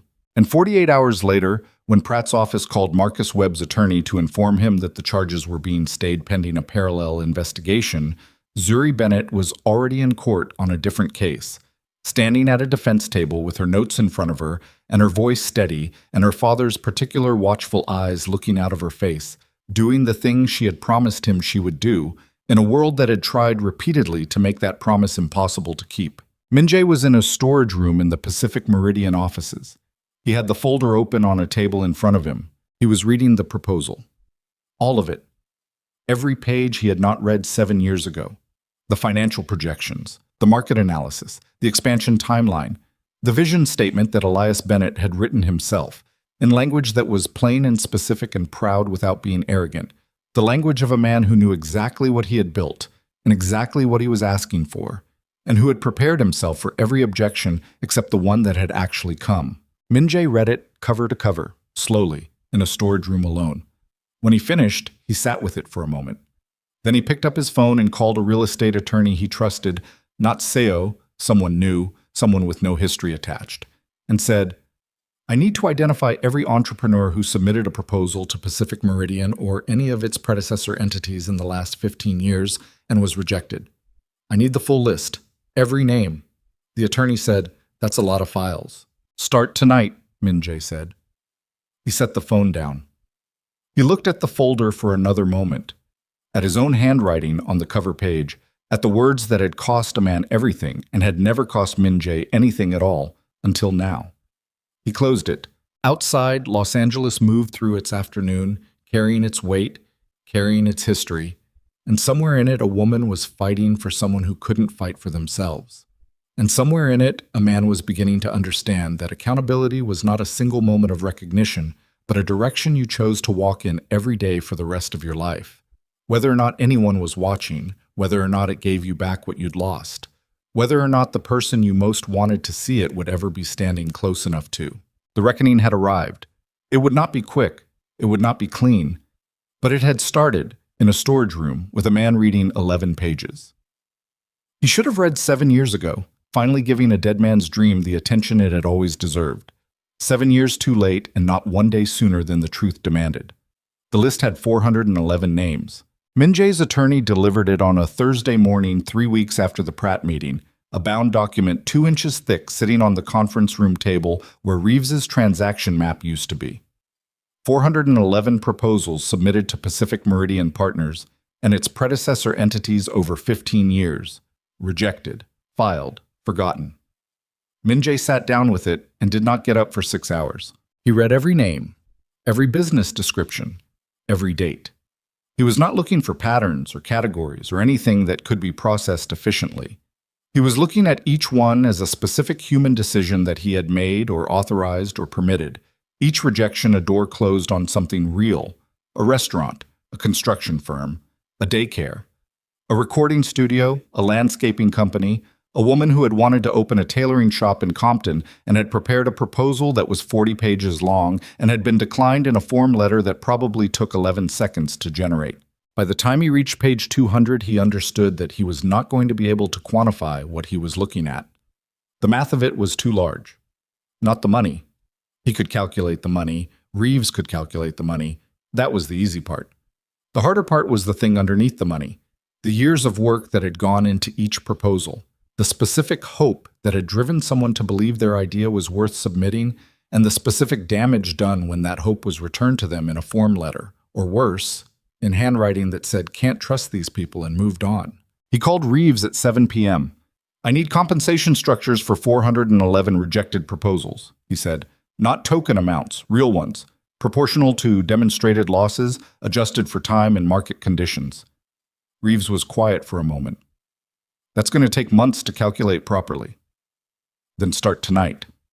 "Minjae, we're talking about a potential liability in the—" "I'm not approaching it as liability, I'm approaching it as debt." He paused. "Start tonight." He put the phone down and sat in the empty conference room and looked at the list and thought about Elias Bennett's watchful eyes in a grainy photograph outside a restaurant on Crenshaw in 1999, and the particular quality of a smile that looked like it had been earned rather than inherited, and the 11 pages of a proposal that deserved to be read and never was. He thought about Zuri. He had not called her. She had not called him. The 48 hours after the Pratt meeting had stretched into a week, and the week had become 3, and the silence between them had a different texture now than the silences of their earlier navigation, less guarded, more raw, the silence of something that has been cracked open and is sitting with its own damage without knowing yet what it will become. He was not waiting for her to call. He had understood, in the storage room with the folder in his hands, that waiting was not the correct posture. The correct posture was to become, without audience, without guarantee of reward, the thing he should have been. Not for her, not to earn something back, because it was what was owed. He was doing that. It was harder than anything he had done in 20 years of building an empire on the willingness to make hard things look easy. Richard Harmon was indicted on a Friday morning in February. The charges covered federal fraud, conspiracy to obstruct justice, and witness tampering, the last charge specifically referencing the fabricated documents used to target Zuri and Marcus Webb. 2 of the other 3 names on CO's list were indicted alongside him. The 4th name, the federal contractor, had already begun cooperating with Pratt's office in exchange for reduced exposure, and his cooperation had been, according to a terse call Danny received from a contact inside the building, extraordinarily productive. Marcus Webb's charges were formally dropped the same morning. Danny texted Minjae a single line. "It's done." Minjae was in Inglewood when the text arrived. He had been there for 2 hours, standing outside the address where Bennett's Southern Kitchen had operated for 12 years before the creditors came in. The building was a tax preparation office now, clean and anonymous. Nothing left of what it had been, except a faint rectangular ghost on the brick facade where the restaurant sign had once been mounted, a slightly darker patch of mortar where the bolts had been removed. He looked at it for a while. A man who had been unlocking the tax office stopped and looked at him. "You okay?" "Yeah," Minjae said. "I used to know someone who had a business here." The man nodded slowly, the way people nod when they understand something is being said that isn't the surface of what's being said. "Good place?" he asked. "From what I've heard." Minjae looked at the ghost of the sign. "From what I've heard, it was the best food in this part of the city." The man went inside. Minjae stood on the sidewalk for another few minutes, in the cold February morning, in front of the place where something had been and wasn't anymore, and then he walked back to his car. The Elias Bennett Legacy Scholarship was announced on a Tuesday in March. Minjae did not announce it. He had his attorney contact the Meridian Foundation, the same nonprofit that had held the charity gala at the hotel above the Obsidian Palace the night Zuri had walked out of an elevator and stopped a room, and present the endowment documentation without his name attached. The foundation's executive director, a woman named Torres who had worked in legal aid for 30 years, called the number on the documentation and reached Danny, who explained the parameters of the gift and the specific instruction that the scholarship be named for Elias Bennett and focus on aspiring black attorneys from Los Angeles County. Torres asked who the donor was. Danny said the donor wished to remain anonymous for the time being. Torres said she would need to know eventually for legal and tax purposes. Danny said eventually was fine. The foundation's board approved the endowment within 2 weeks. The first cohort of Elias Bennett Legacy Scholars would be selected in the fall, 8 students, full tuition and living stipends for law school, with a mentorship component that Torres was already designing with characteristic thoroughness. Minjae did not tell Zuri about it. He had decided he would not tell her about any of it, Not the scholarship, not the 411 name list, not the compensation process that Reeves had begun working through with the methodical patience of someone who understood they were measuring something that had no clean bottom. He had decided this not because he wanted her to find out organically and be moved by the discovery, which would have been a form of performance. He decided it because the work was not for her. It had never been for her. It was for Elias Bennett and for the 410 other people whose names he had spent 6 hours reading, and for the specific version of himself he was trying to build in the space where the old one used to be. Whether Zuri ever knew was separate from whether it needed to be done. It needed to be done. She called him on a Thursday evening in April. He was in his car, coming back from a meeting with the new outside counsel he'd retained since CO's cooperation had closed that door permanently. He saw her name on the screen and felt, in the half-second before he answered, something that was not quite hope and not quite dread, but occupied the territory between them. Zuri, I heard about the scholarship. Her voice was even. Not the professional even. Not the controlled emotion even. Something quieter. Torres called me. She's trying to recruit alumni to serve as mentors for the first cohort. She mentioned the donor's name when she called. A pause. She's known you tangentially for years through the Foundation's events at the hotel. She knew it was you. He said nothing. Minjae. The sound of his name in her voice at that register, without the professional distance she had maintained since February, did something to the air in the car. Why didn't you tell me? Because it wasn't for you to find out, he said. It was for him. Silence. I've been thinking about something for 2 months, she said finally. I've been thinking about the difference between a man who does something to be forgiven and a man who does something because it's right. And I've been trying to figure out which one you are. Because I can't, her voice caught slightly, released. I can't afford to be wrong about that again. I can't afford to let someone in and discover the center of them is hollow.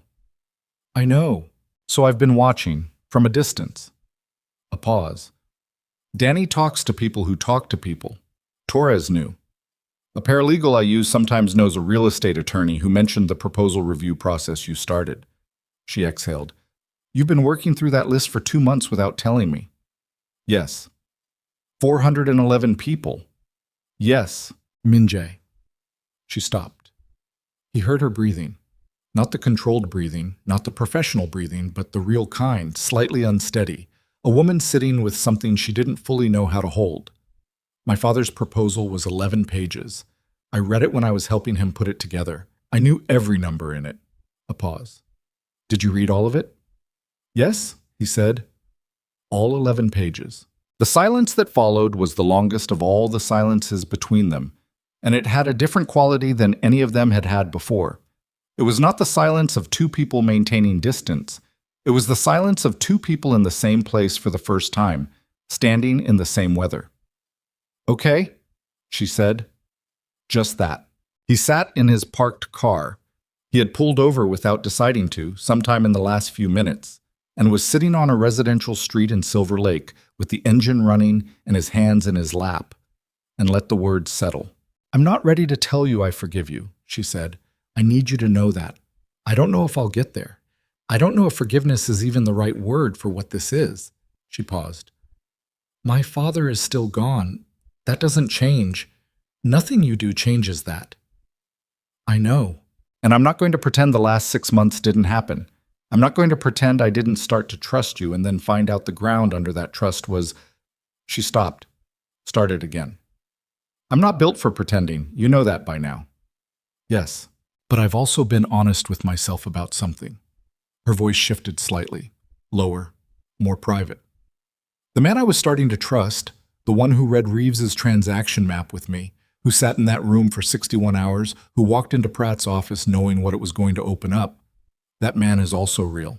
He's not separate from the one who wrote those words on my father's proposal. He's the same person. A pause. And I don't know what to do with that. I don't have a framework for it. Neither do I, he said. A beat. That's probably the most honest thing you've said to me. I've been trying.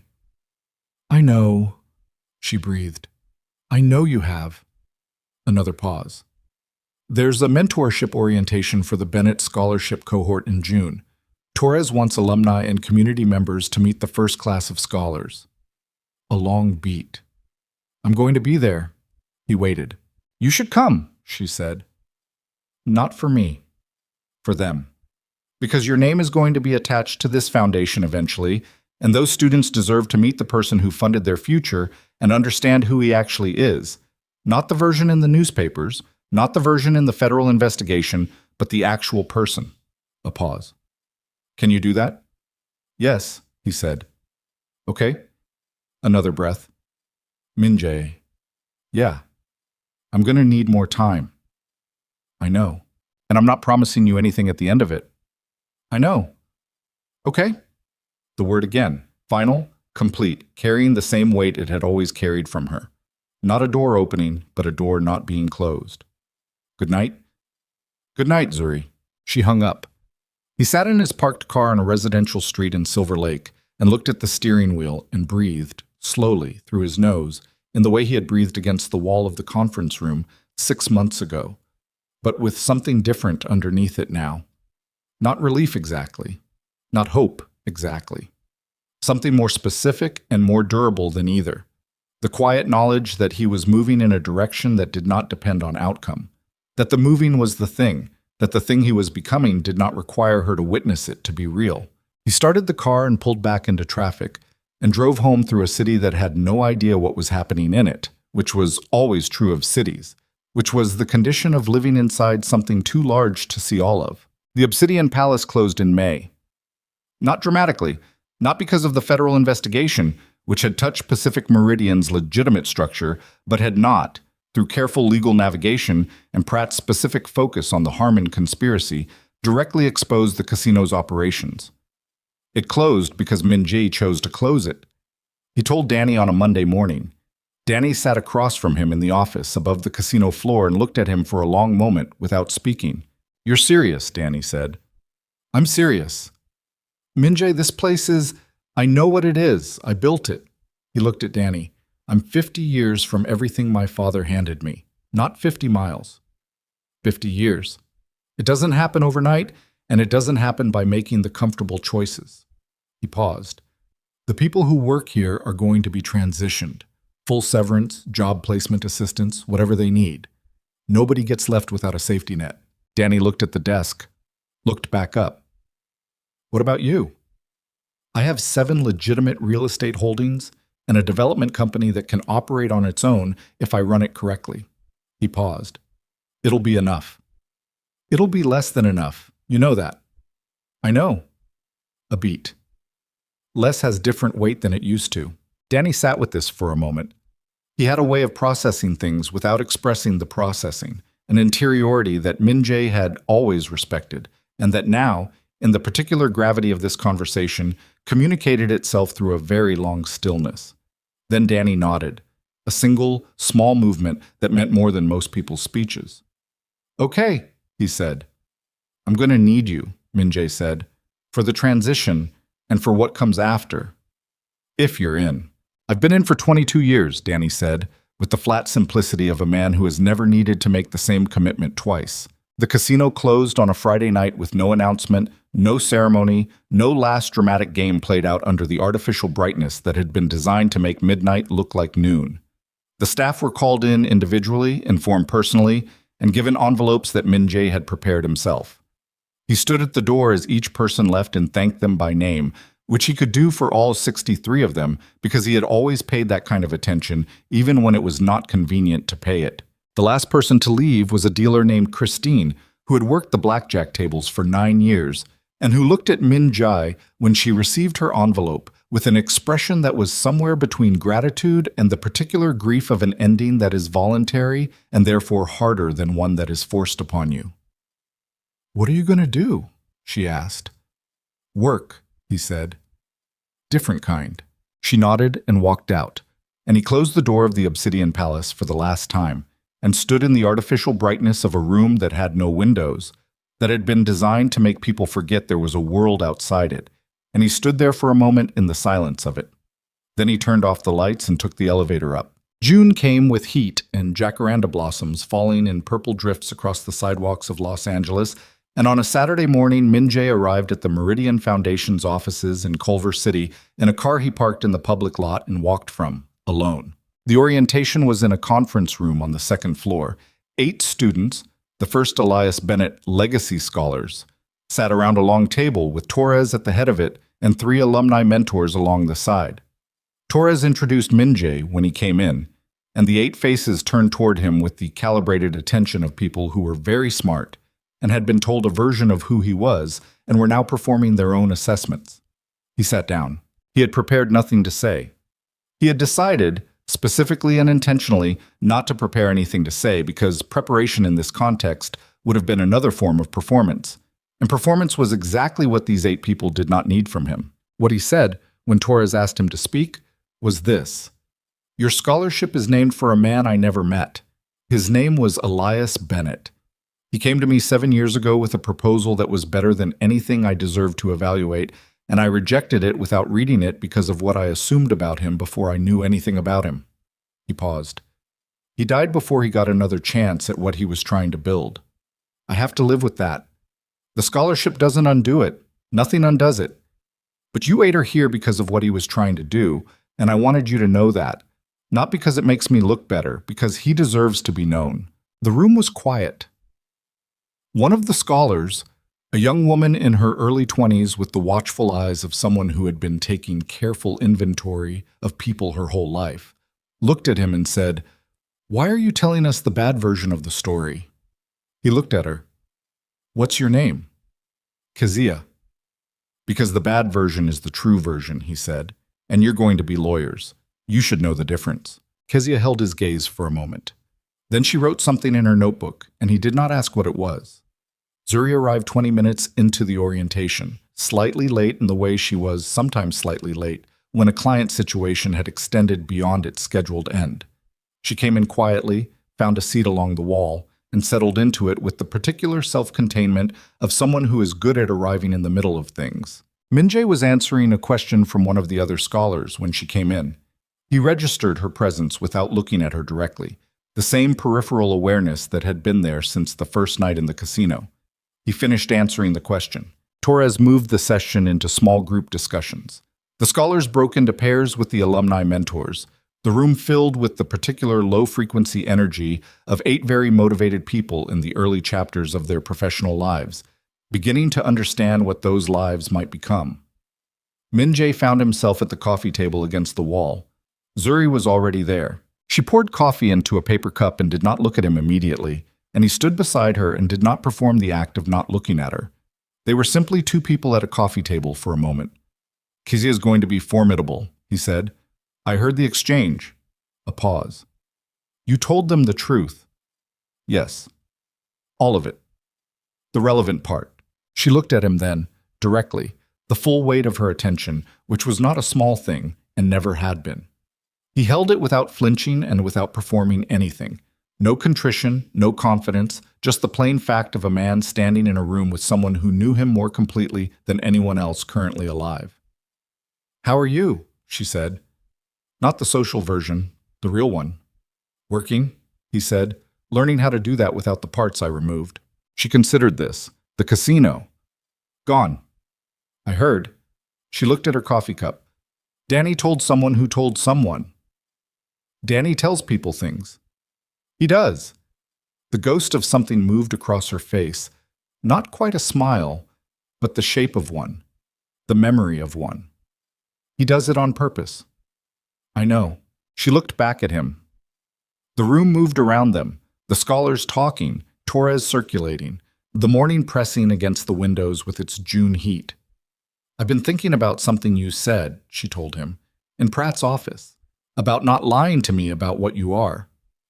"Yeah, I've been in enough depositions to know the difference between someone who's telling the truth and someone who's managing their disclosure.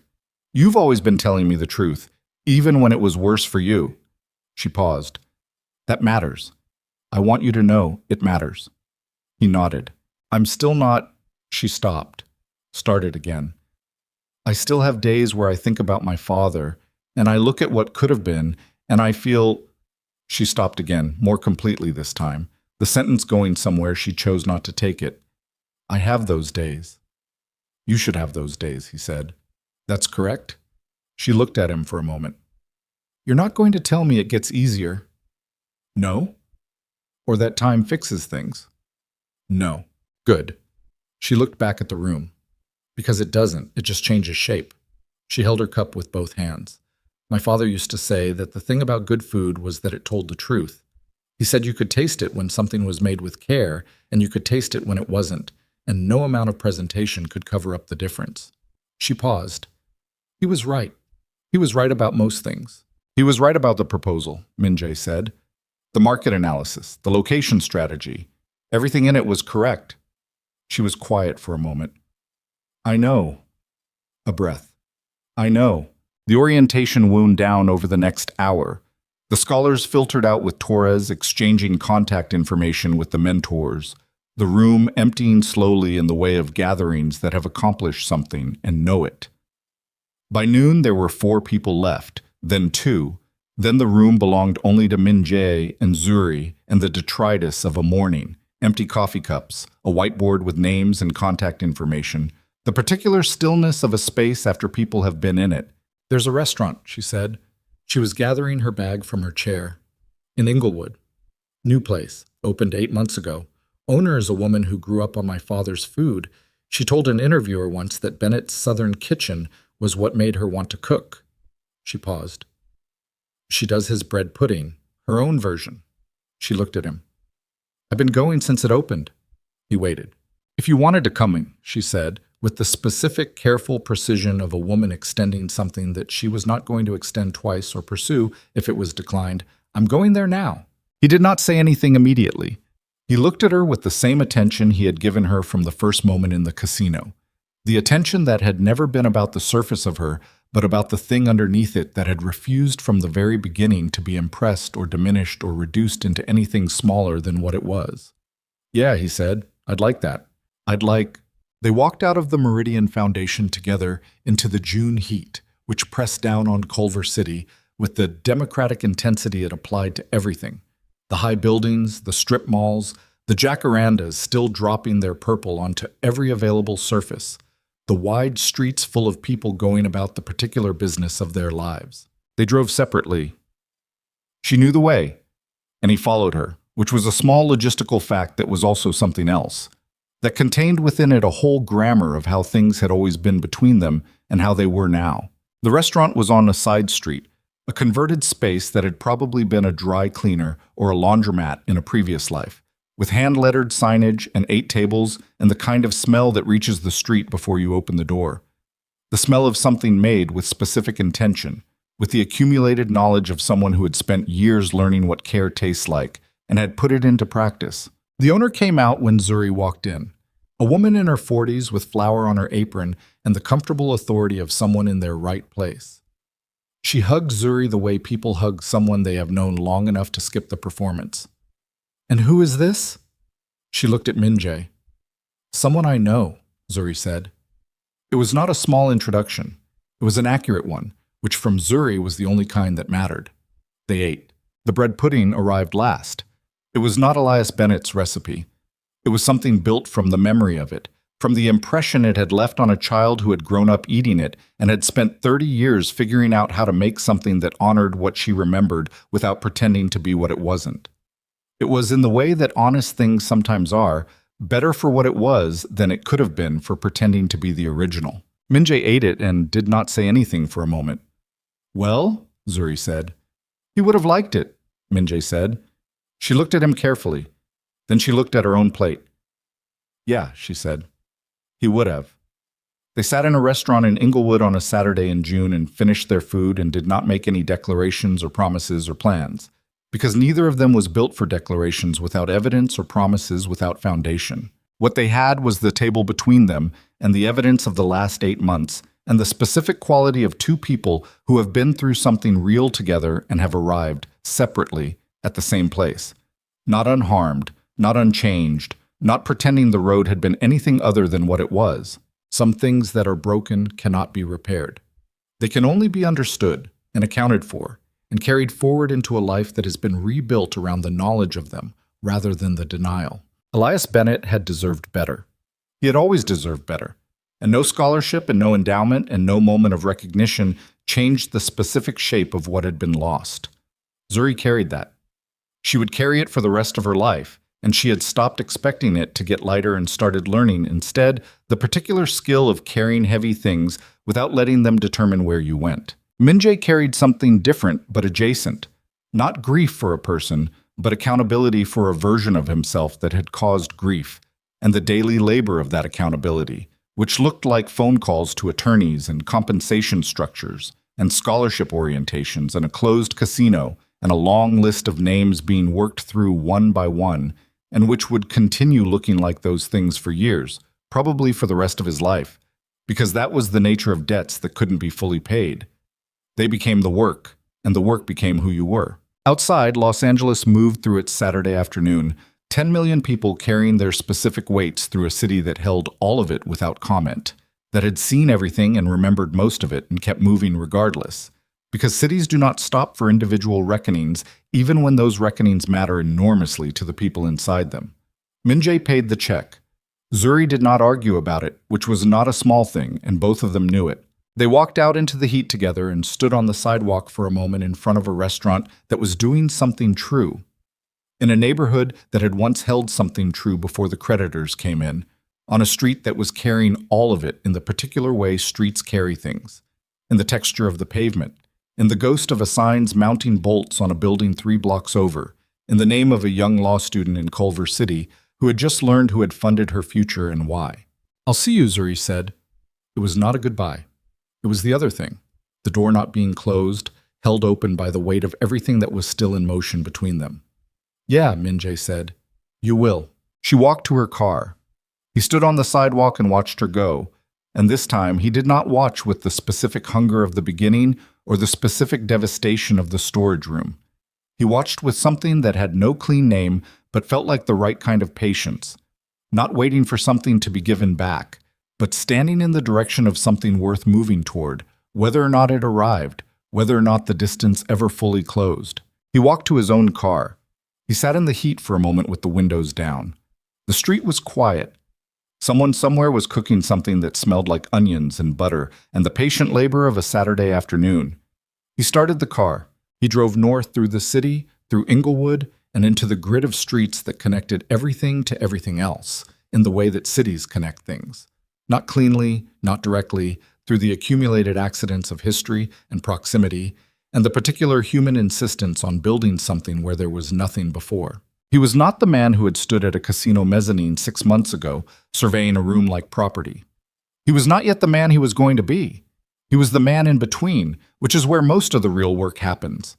Not in the dramatic moments of decision, but in the long, quiet, unglamorous middle ground, where you show up every day and do the next right thing, and do not require an audience for it, and do not stop when the audience isn't there. He had a list of 411 names. He had gotten through 83. He drove home through a city that did not know his name or his history or the specific weight of what he was carrying, and he drove through it like a man with somewhere to be and something to do when he got there, which was the only way forward there had ever been, for anyone, in any city, in any life that was worth the difficulty of living it. The jacarandas dropped their purple on everything, indifferent and extravagant, the way beauty sometimes arrives, without permission, without preference, falling on the broken and the mended and the still breaking alike, covering the city in something that would last exactly as long as it lasted, and not a moment longer, which was enough, which had always been enough, which was the only amount there was.